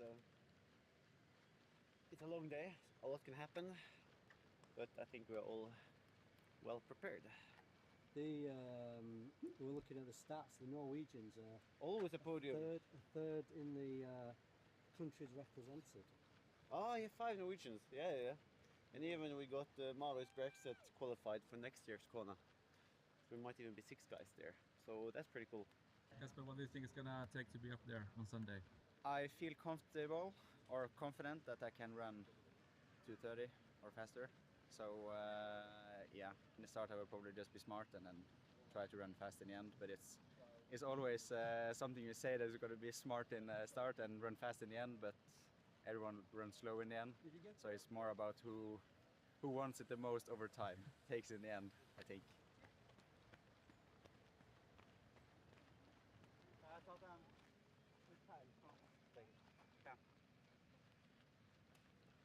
Okay.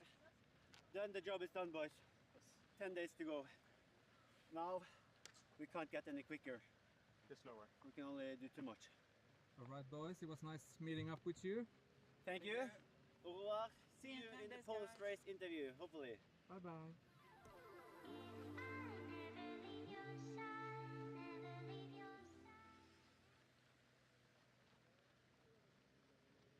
Well, thank you, Team Norway, and thank you, Hoka, for a fighting chance. For more, watch AFC episodes on Instagram at IronmanTry and full AFC episodes at proseries.ironman.com.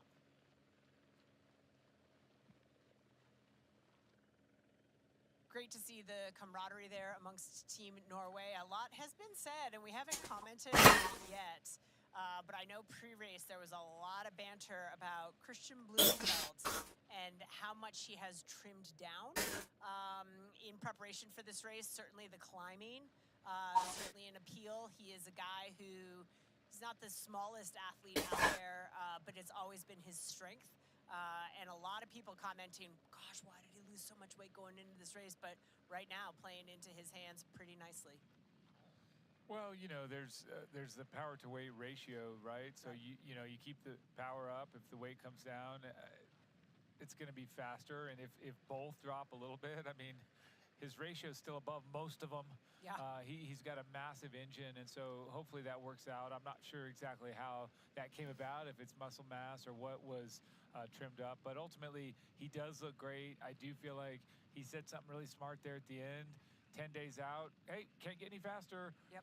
We can only slow down if we keep going, and that's so true and so difficult for these thoroughbreds to really live and breathe, is that recognition that you're there and not crossing that line, not going too far. So heavy, light, perfect, whatever the weight is, it's really, I think, the amount of rest that you get in, the appropriate amount of rest that really counts. So here we are, though, that lead trio. Now, this is our chase pack, this amazing chase pack, really trying to gun it up the road to catch up to the likes of that leading trio that has been away for so long. And then we're back here. There's Stornes right there. Yep.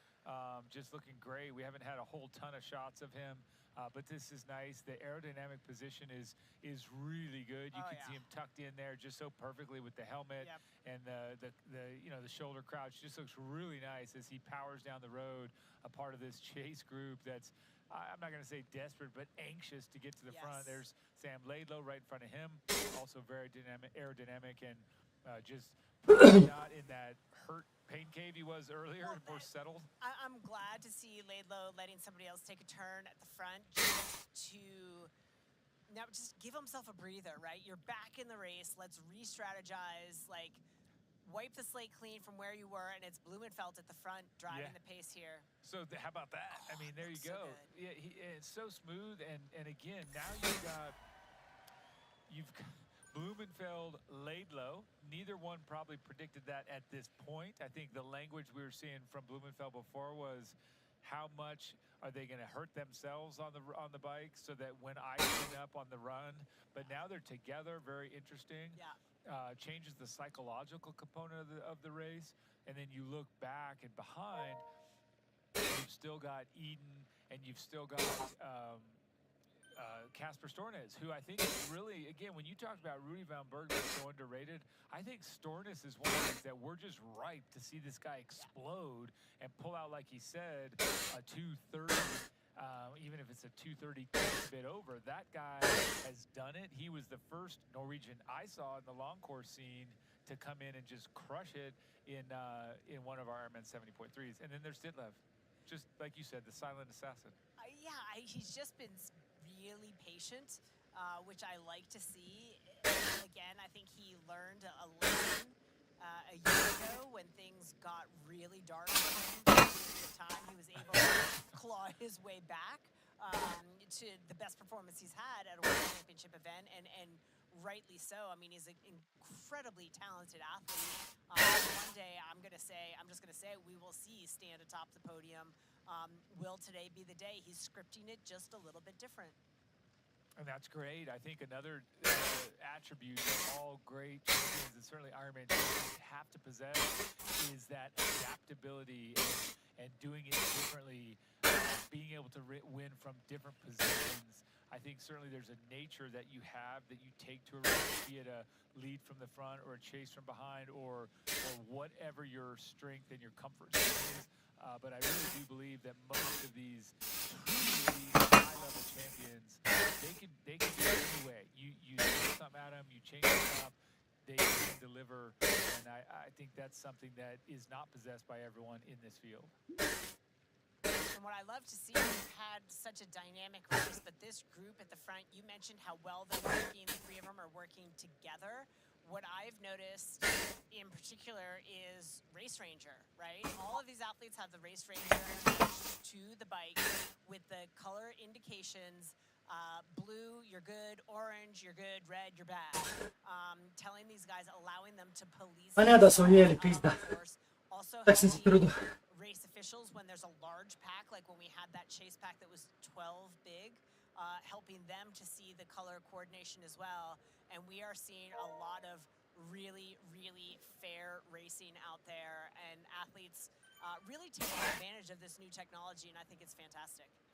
Absolutely fantastic. What a bit of technology, and I think this is something that I've years when you watch the professional men's.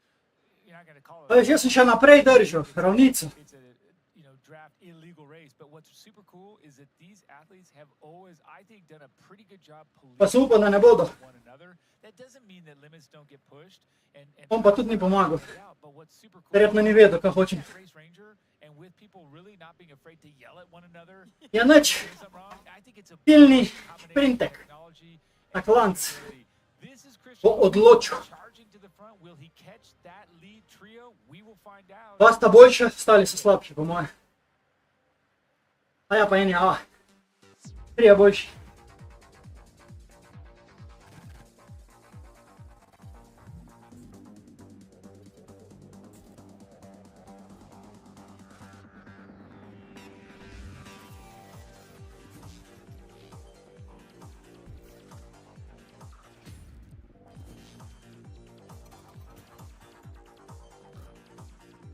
Štirje D, štirje C.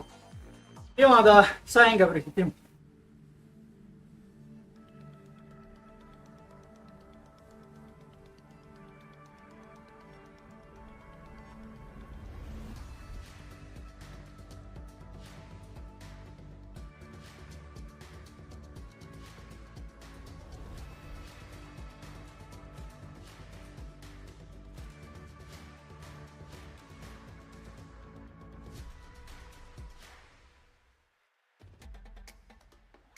You know, and we know. The thing about challenging yourself is, you're always looking for what's next.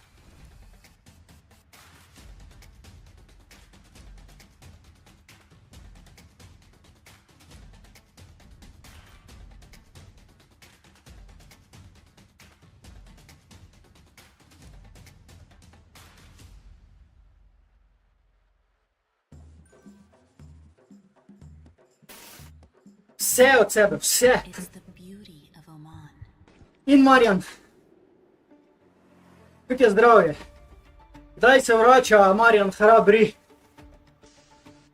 Marjan 385x2.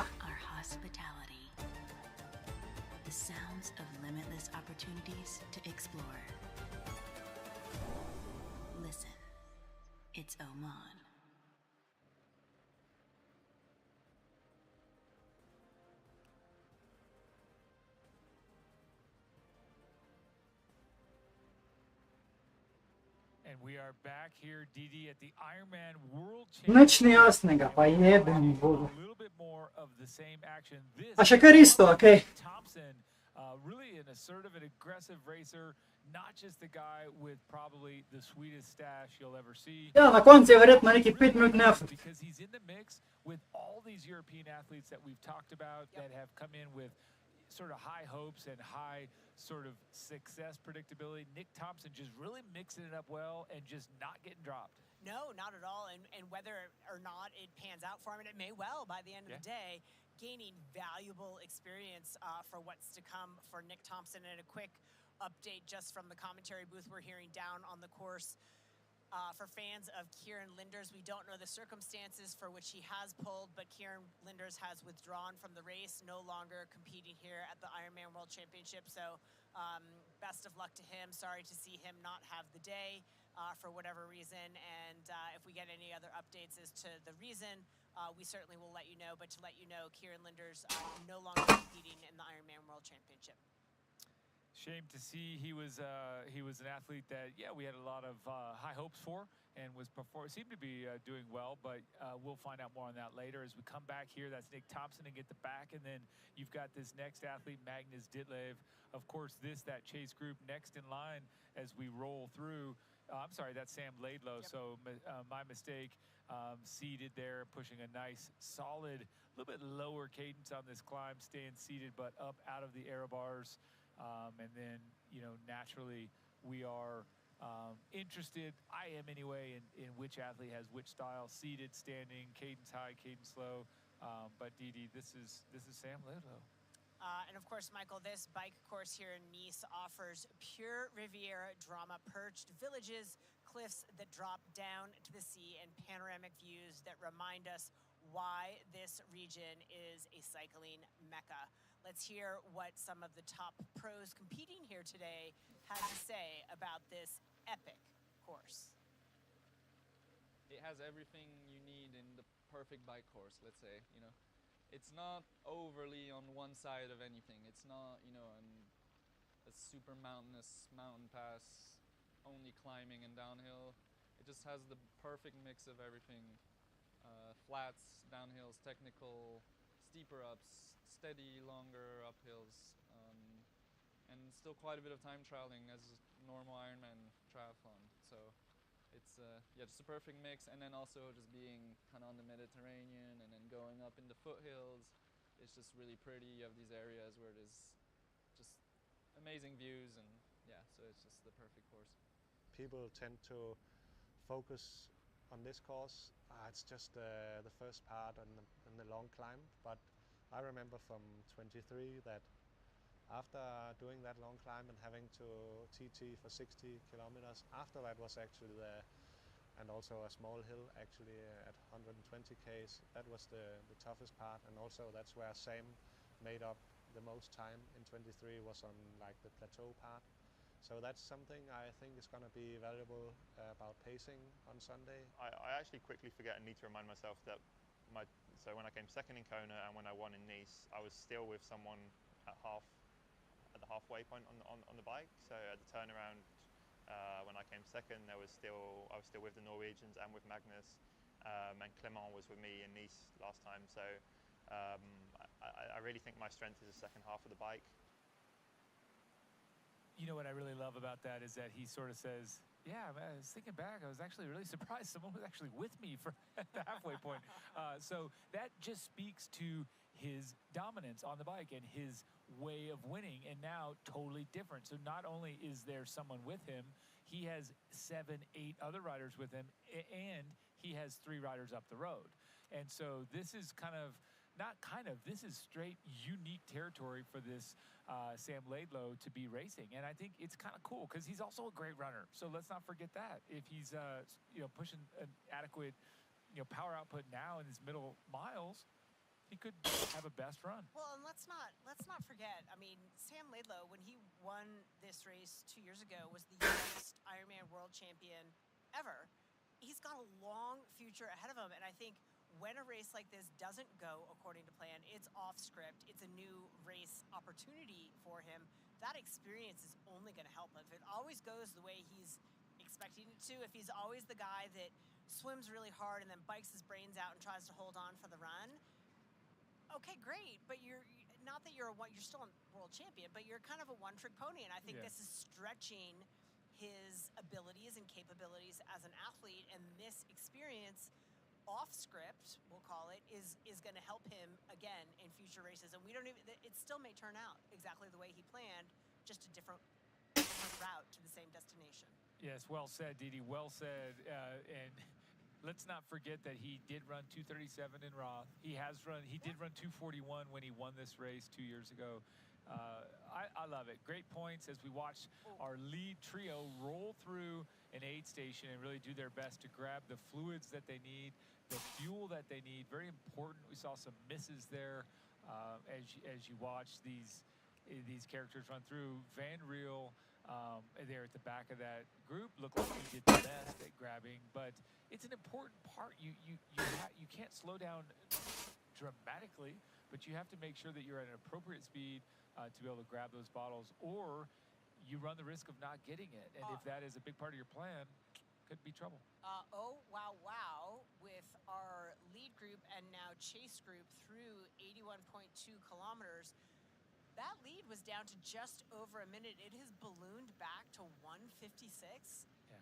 So tough to tell here if this lead group has sort of reignited itself or if the chase group has stalled a little bit. Great point. They've lost 50 seconds, we'll say, in 8 miles. So it's enough. It's notable. They're no longer about to swallow them up. They're really kind of turning what I said around backwards, saying in this spot they will catch them. They still have notable parts of this entire sort of plateau area, but I also, I do find that fascinating. There goes Van Riel, a great shot of him rolling through to take the lead, and Didi, I think you're right. I think they've reignited. I don't think that chase pack has slowed by any stretch, but I think this group of 3 men has really reignited their fury. They're going for it. I think this is the cool part, is these are the 3 Ironman world champ rookies. So watch them go. And again, this lead group approaching at 90 kilometers Val d'Oro. This is a small village in a really usually peaceful setting. It's going to be a little bit of a different experience there today. They host lots of local festivals, farmers market, sort of your quintessential French mountain village here at Val d'Oro. Yeah, and still visible there is the chapel from the 13th century, classified historical monument. It's overlooked by the Charon bars and overlooking the Vallée de Loup. So rich and impressive waterfalls too, Didi, and tunnels and narrow gorges, hiking, canyons, all kinds of paragliding, camping. It's just an adventure paradise, winter and summer sports. So good mention there. Great spot that they're rolling through. About 400 to 500 inhabitants. I imagine all of them might be out manning that aid station today to make sure things get done. That's right. I might have been given a few stats too down the road, but nonetheless, wow, here, look at this move. Nick Thompson rolling past Christian Blumenfeld. We talked about how he was not one to just sit in. He's really taking the bull by the horns here, and the Aussie just looks great. He talked about how excited he was this morning when he woke up and his friends from Australia were here to watch him race, and he gave him a little kick in the pants in a good way. So there he goes, Those just are some ripping good it. friends, by the way. Let's just mention that. Because not only did they travel all the way over, but they surprised, and it's hard to keep a surprise because you're so excited. All you want to do is tell your buddies that you're coming. But yes, super cool to have that. And then this is your chase pack. You just saw it. Maybe that answers a bit of our question as well. If Nick Thompson is now at the front pushing, maybe he felt like, guys, we're getting splits back. We lost time. What are we doing? Let's go. Yeah, assuming they're getting splits back. I mean, that's the one tough thing about this course, is that you're not getting that much information, right? Some of these villages pretty remote, tough to get to for support crews, et cetera, et cetera. Not a lot of roads. That's right. Not a lot of interstates to bring you out to this section of the course. So they may not, through this section, be getting a ton of feedback. But yeah, I mean, something certainly has lit a fire under Nick Thompson and trying to re-engage that group, perhaps. That's right. That's right. And then also back here, as we're sitting behind Alex Riddle and the leading duo right in front of him, nice little section showing you that we keep calling it a plateau, but every time we say that, it seems like they're going uphill. So much, and I think even when you listen to Magnus speak about this race and how he indicated 2 years ago where Laidlow got away, this section has, as you can see, a couple of tough little climbs still coming, but on this plateau, plenty of up and down. So really some great racing still in store for us here on the Zoot bike course. I think these guys stay away. What do you think, Didi? Let's find out in a minute. Welcome to the world's best airline. where your journey is 5-star. And so is your Wi-Fi. Experience the fastest connection in the sky with Starlink. And best of all, it's free for all passengers. So, why settle for less when you deserve the best?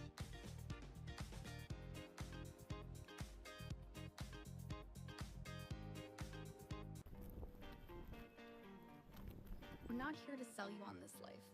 You already chose it. No shortcuts. No hype. Just work. Same as you. Built to outlast. Endure. 40 years in, and we're just getting warmed up. Welcome to the Ohana.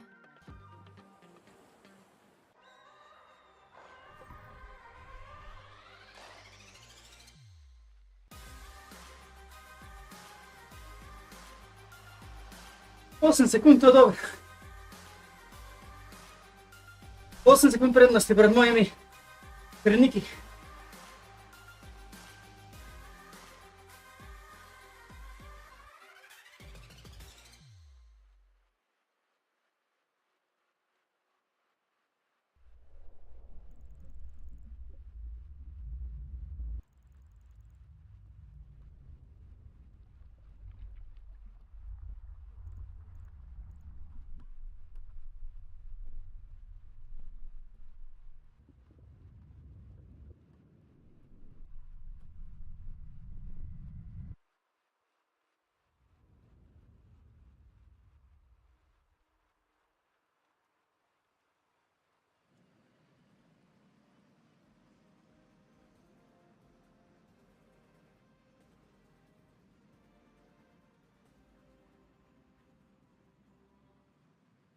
The Ironman World To tak ni konferenca, oni zadnji so. AG1.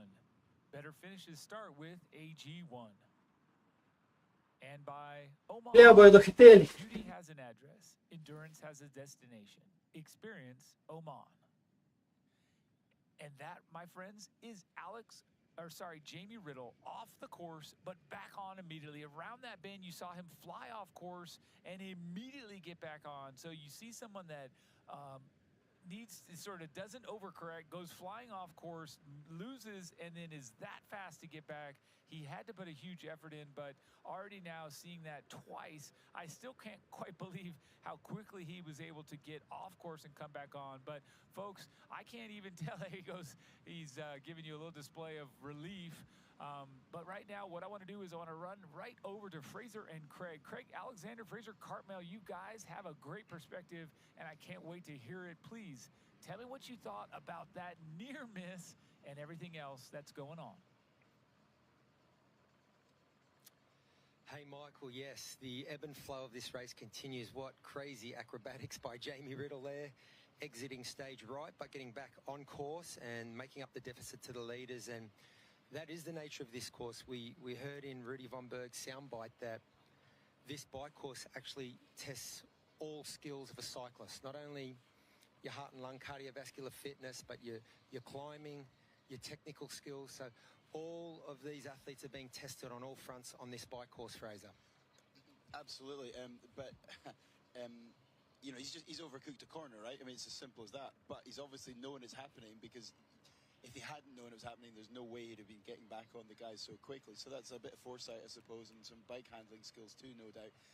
But, you know, the most incredible thing is, I think, now, we were getting really excited last time check about Sam and the guys closing. It's like, oh, how much time is it going to take for them all to come together? Next time check, bang, we're a minute back out again. So they're now 2 minutes, a further minute rather, should I say. So these three at the front are really riding fast. Yeah, the race dynamic it's so interesting, because I guess there was a lot of talk that once we got up into the middle third of this bike course that the dynamics might change, it might favour the chase group, but that hasn't been the case. And it was just so funny watching Jamie get back on course and give a little sigh of relief to the cameraman. I know his dad Alex in town and watching at a bar somewhere, so no doubt he sweated a few bullets there. But yeah, it's all good for this front three as we now get pitches back to Nick Thomas, who I think Fraser's been kind of or one of the stories of the first half of this bike course. It's absolutely brilliant to see, and we're absolutely here for it. He, you know, he did a really interesting podcast interview with Matt earlier in the week, and he talked about, and I know I alluded to this earlier in the broadcast, but he alluded to this being a game-changing, life-changing rather, opportunity for him because of the technical aspect of the course. Obviously, Kona doesn't provide that same opportunity to really utilize his strength, and this is what we're seeing. He is putting himself on the front foot, getting to the front of that group, and just using all those strengths that he has. As an Aussie tri fan, I'm super excited by Nick Thompson's progression the last couple of years in this sport. I think he's a superstar in waiting. He's already getting on podiums at big races, getting himself to the pointy end of World Championship events. We heard Michael talk about his friends would make the trek out. We know Aussies don't mind to travel, and he's got a huge support network back home in Perth, Western Australia. You know, the Ogging Squad, his training group, and they're a very supportive group, and every athlete needs that level of support, and Nick's experiencing that now. And I'm just completely impressed by this front three. I think they've, and it's probably obvious to say, but they've given this more than just a little thought about how not only the swim, like everyone's been talking, and we were talking in the press conference about, you know, what's this power group in the swim going to do? Are they going to try and shake things up? Are they going to turn the race on its head early? But, you know, once you get out of the swim and hit dry land, you've still got 180 kilometres and a full marathon to do. And the composure and the pacing so far, and you alluded to it before, this gap's gone out another 50 seconds, and these guys look pretty comfortable.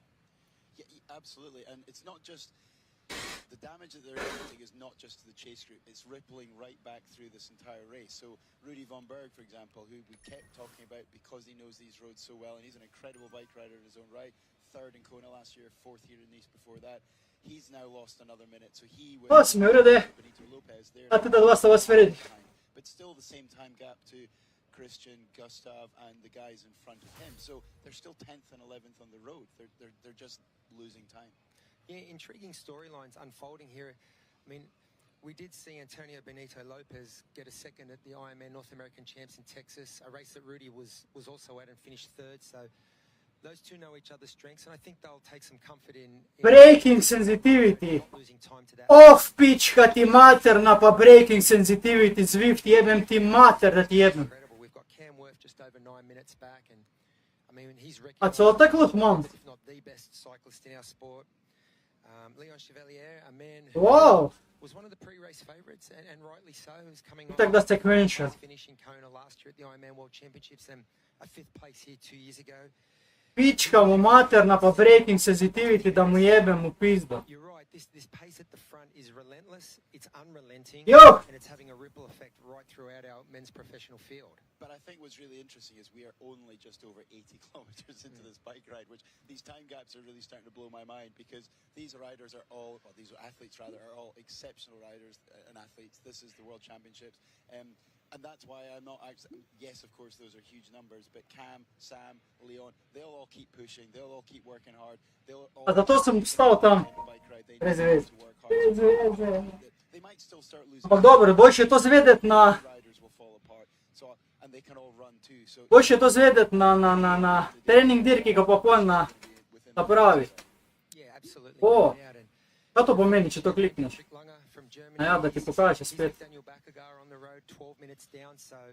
Tole je važno zdaj. Oziroma. And right. To je bila kao v redu dirka, 123. SP, kaj je to, stress points. Ja. Kar v redu, fajn rdeče, lepo porazdeljeno dosti. To je bilo nekaj blizu. Yeah, it's just really good to see great technology coming into our sport, but I think it's great for us and for the viewers at home to have 3,8 pic. as well. 1000 kalorij. Safe. Lansko leto je bilo isto, pa sem si dal na off. Te pa zgleda, ko imam najmanj no trainera, ka.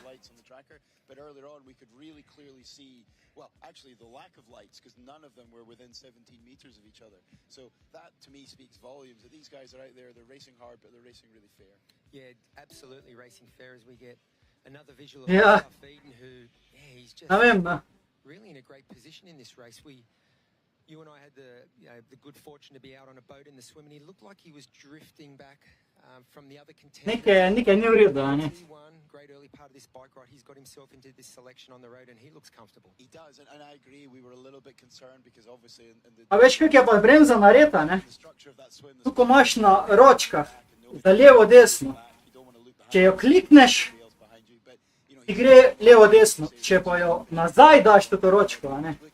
Na playu, ti pa bremza. Ok, zdaj na bremza več. Ne? In jaz, ko sem imel lani toto foro, sem se izklopil. Te pa ne vem, ali pa zaradi mnogo trenažerja, ali pa zaradi klika, kaj, ne vem. V glavnem, Zwift mi je sam spet omogočil ta kurčevo bremzo. Pre-race favourites, including the Norwegians, as you mentioned, taking their place in this chase pack #1 on the road. And you know, we're getting some great pictures here, but I want to ask you to look into the future. I mean, how do you see the last 80 kilometres? I mean, we know we have that big descent coming back down into Nice, and you know, we're still a little bit away from the marathon. But how do you see the rest of this bike course playing out? Well, I think what's interesting is and lot Mora ti bil update, ja. A ne, zdaj ne dela več bremza. Te klikujem isto, ne. Se pravi, da vam pokažem. Se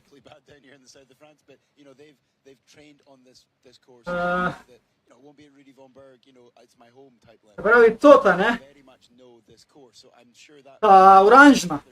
Če jo ksep stisneš, uvinka, če jo pa stran od sebe, bi pa bremzala. Pa kdo si je zmislil, da sluh...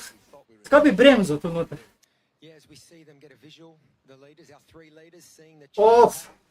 Coming into the little out and back section, so that's probably the first or the closest visual they've had on each other. But yeah, no, I agree. I think the three Norwegians being together, Christian, Gustav and Kasper, will give them great. Tako da jaz gledam, mogo biti nek update, pa da to bremzanje spet vključilo mi. We keep saying our Ironman World Championship. Zdaj pa da vidim, koliko mi je dala. Virtus Slow. Precej je furo. 19 dol. Skoro 600 ratinga, ama kaj si ti imamo. Kaj pa mi? Okay. Benga drugega Slovenca. Ajo, cool. Oj. Pa mi. 8. Plus 3, 454.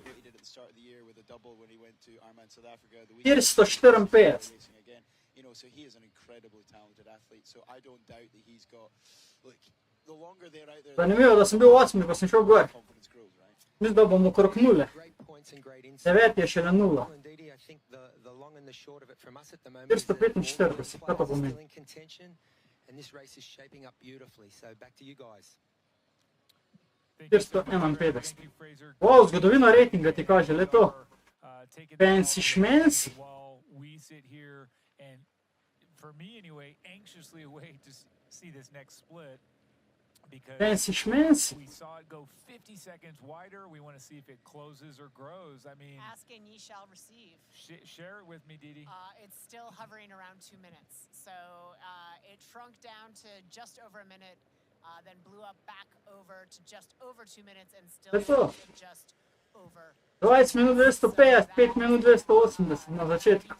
4.6 kilometers or 8.5 miles. This section of the course again, the town of Val d'Aurora, Pretty fine, huh? that is located in the Loop Valley, surrounded by wooded hills and large fields. You can see it's a spectacularly gorgeous section of the course, nestled against a beautiful rocky cliff and sheltered at the end by lush valley along the Lalaine River. Sunset Environment, dynamic, the community life. There's 400 to 500 inhabitants here, famous for its gorgeous hiking forest, and of course the Shandy Plateau, the plains along the banks of the lake, as well as a great area for some mountain biking. That's right, and in the winter, cross-country skiing. You've got it all really right up in there, Didi. Beautiful. You've also Lake. Valentine Lake. You've got festivals farmers markets. It's just an awesome little Okay. spot. So much Pusti. in that small rural village. Dă-i și fără. Real natural, but a great spot, and you can see. Look at that history right there, 1790, and of course. Actually, that is the communal wash house. I love that. I was gonna say that is so cool, and look, you know, it's. Ia z Alpi, ja?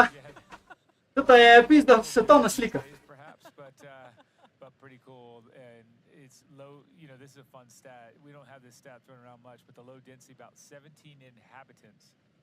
U pismo, zdaj imaš šlo celo plus 7. 257. But it is just a beautiful, Aj. authentic place, and you can see kind of all of these great shots there on the left as these athletes on the right roll through. But you can look at also St. Leon's Chapel. We've also got, as you said, that wash house, and just great stuff as we come back to these race leaders, Didi.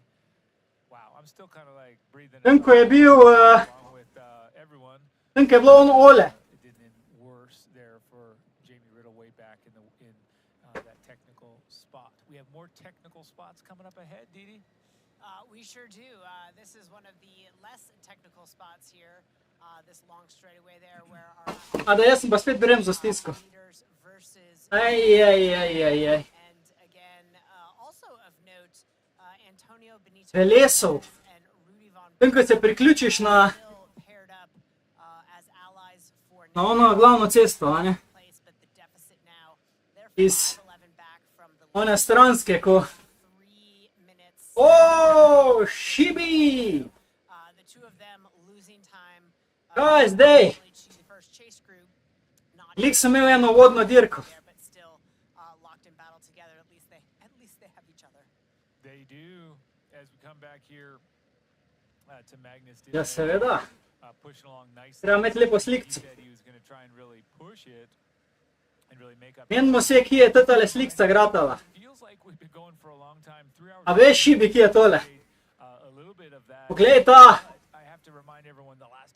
Poglej ta position. To je že v bistvu pospeševanje z ovinka. Tamle na desni se vidi, to je ole, pa so peskom posuli, a vidiš? A vidiš ta naklon rok? To ni tak, to je, hopa! Črna čelada, še ta stara. Številka tudi v aero poziciji. To. To sem že plus 7.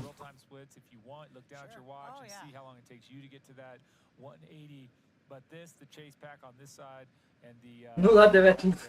the opposite direction. So pretty cool to see. And again, these athletes will start to see on the way out to that turnaround, athletes ones and twos, people really sort of strung out now. That primary climb up the Col d'Isère sort of separated the field to a certain extent, and so. Athletes getting eyes on a lot of our favorites there in that primary chase group. A še imaš kako dirko, Šibi? Greš na kaj letos? Ali je to za letos? They are in the battle. That's right. And here we go as we're starting to get more splits. Van Riel and Schoenberg all coming across. Strma reber. Together, and you can see at the bottom there below our graphic of the Zoot bike course. Take a peek at those splits. We'll see more as you come. Schoenberg here. On the back. Strma reber. Ste kar pohvalili, a ne? Athletes have very fairly changed the lead quite a bit throughout. Dobra. Not going to get back at the end of the day and blame one another for sitting in. Bil zadovoljen z etap. A full effort there to everyone have their vrstitvijo. front, the nose in the wind. Yeah, it's been a very, very shared load, a very, very fair race, although Schomburg looks like a little bit of a gap opening up there. Again, camera angles can be deceiving, but you see that Race Ranger light off, so he is well Matjaž, jaz bi rekel, behind Jamie Riddle.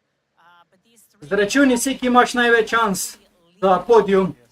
and impressively as a team, working In tja pet. well together and accomplishing a great deal. Yes, and also, wow, the gap looked quite large there. Podica je verjetno krožna, tako da pet reš na strmo reber. On camera it looks flat or downhill, but clearly there's some elevation change. Легваш па кроно. There she watched Riddle pop up out of the Не вем. and then Лък проти оними 100 килци на кроно така и наредиш. you can see that side to side.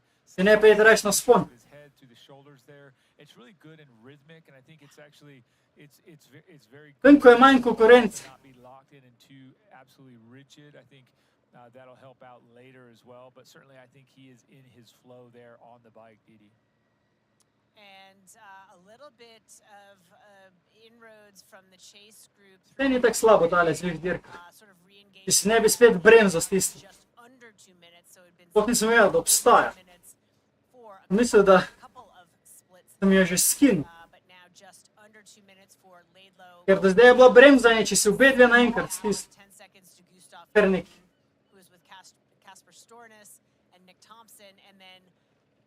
Ja, spet stari. Pa sem si, vse se spomniš, takrat sem si skinil, pa ne vem, a je bil update ali zaradi menjave trenažerja, spet sem imel na max bremzanje.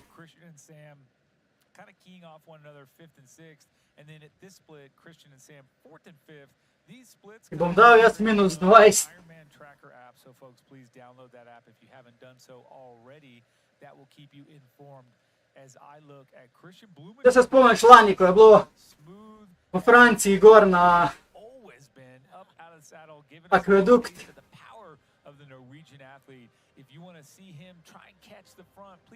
Ja, jaz ne bi poštudiral verjetno. Veš, ko si v airportu daš samo vse od sebe.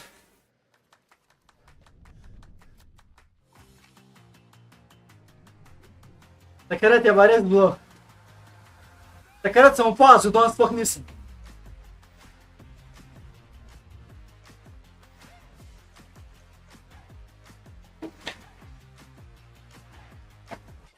Real feel.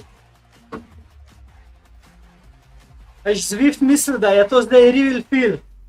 Ko ti pa ponudi tok, pa da na gumbek pritisneš, ko prestavljaš.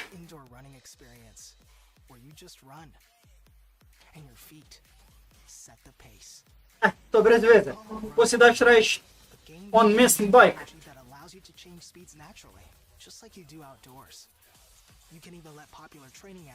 Bremzanje nimam benga. Pene fore v Zwift. Kuk prijateljevo, huk ikar run. 5 jurjev po moje.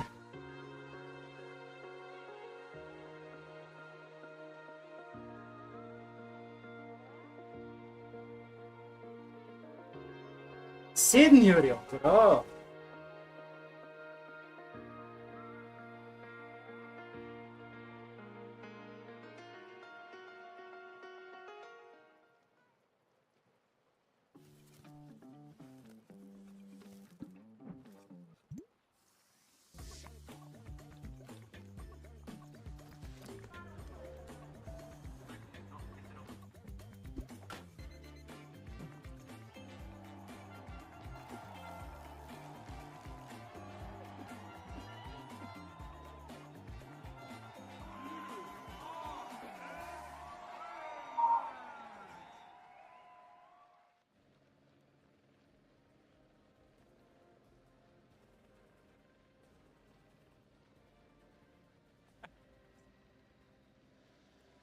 The Ironman World Championship is full and underway, DD. 3 hours and 38 minutes of competition under our belt. Yes, that means we have done a lot of racing. And when I say we, I mean the superstars of our sport. Right now, that one is Jonas Schomburg. He has lost time, as you stated, slipped a bit back, but not, desperate problem here. Well, let's check out his AG1 supplemental stats, shall we? I think you should. AG1 supplemental stats for Jonas Schomburg at 62.3 miles or 100 kilometers. The average speed through that last split, 45.71 kilometers per hour. His estimated time at the next time split, 3:48.04. And just as a reference point, you had said lost a little bit of time. That supplemental stat of 45.71 kilometers per hour is just off the mark of the guys riding in front of him, which is why just a couple of meters gap has opened up there. A couple of meters extra. And then that Kako klepa pokrajina s sončnim celicam. on the front there, driving it and pushing forward. And then you saw Jamie Riddle and of course Schoenberg in that third position. We are Ja. Še eno leto trenok pa smo skup. And the question starts to be asked, can one of these three men that are in front right now win this race? It's hard to say no, it's impossible. These guys are all great runners. They're all newer, and I think when you're newer to Ironman World Championship racing, yes, they've raced at the top of the sport, but when you're newer to what it feels like in the World Championship, Ma ne, jaz nimam telesa, čisto odkrito. that is something that it's good and bad. It's a double-edged sword. So Trudim se zelo, sam telo pač se ne odziva toliko na trenažni proces, kot se pri ostalih. Jebat ga. Je pa vsem zabavno tele dirke. Da je eno veselje, če zdimo, če ne bi na kavču bil. Tole je pa zabavno, pa kurc. Telo sprava še pogon. Tak da.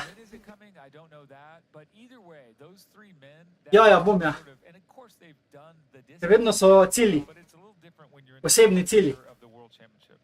Oh, it's entirely different, and again, that's where the not knowing is sometimes a blessing, but I think when you're looking at a race of this magnitude, just given the distance that you have to cover, the caliber of athlete, this is the one day where no one has any excuses. Everyone shows up at this race fit, ready to go. It's not like, oh, I'm just training through this one. Yeah, no one trains through. I'm just training through the Ironman World Championship.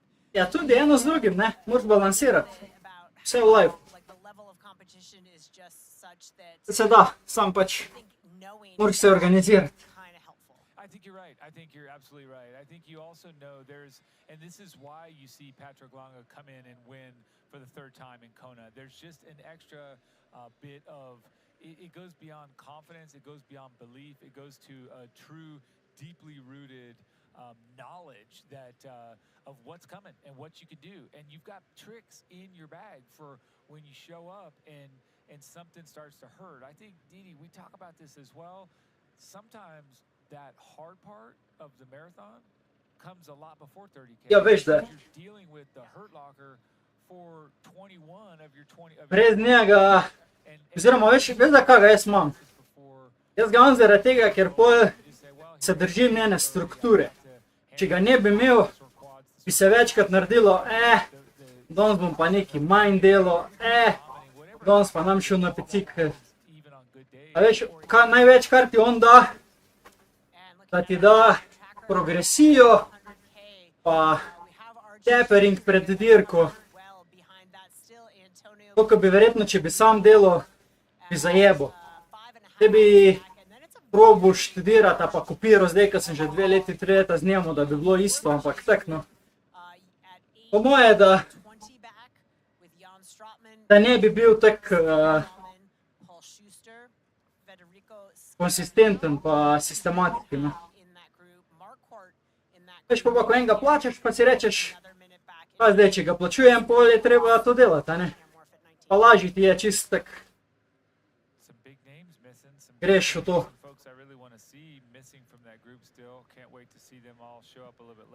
Pa dobro, lahko si prvošim, a ne. Nimam tak slabe plače.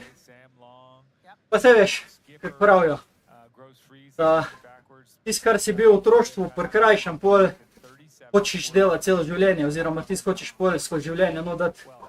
Pa jaz sem bil mali, sem si vedno želel nekaj trenirati, tam živel sem kot ti vuko jebeni, a ne v Lučah.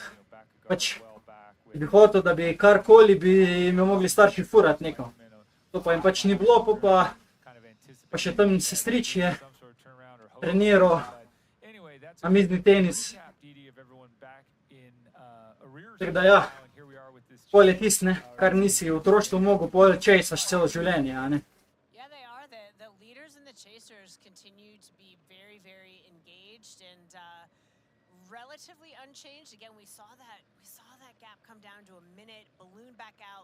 A si bil isto, imaš isto zgodbo? Ja, jaz imam nič športov, več rekreativno lahko delaš sicer vse, a ne, zato je super. Pač imam hribe, a ne, tak Sam si bolj kot ne sam, no. Da bi imel pa tukaj kakšne coache, pa da bi se nekaj treniralo, to pa ni. In ja, pol, ko si mlad, ne hočeš, pa ne moreš in pol celo življenje meni, da to počesiš. To meni, da vsi delamo. Kar smo bili v otroštvu prekrajšani, pol celo življenje hočeš nadoknaditi. Ja, nič. To je to. Hiter en dober regenerativni obrok, pa je to to.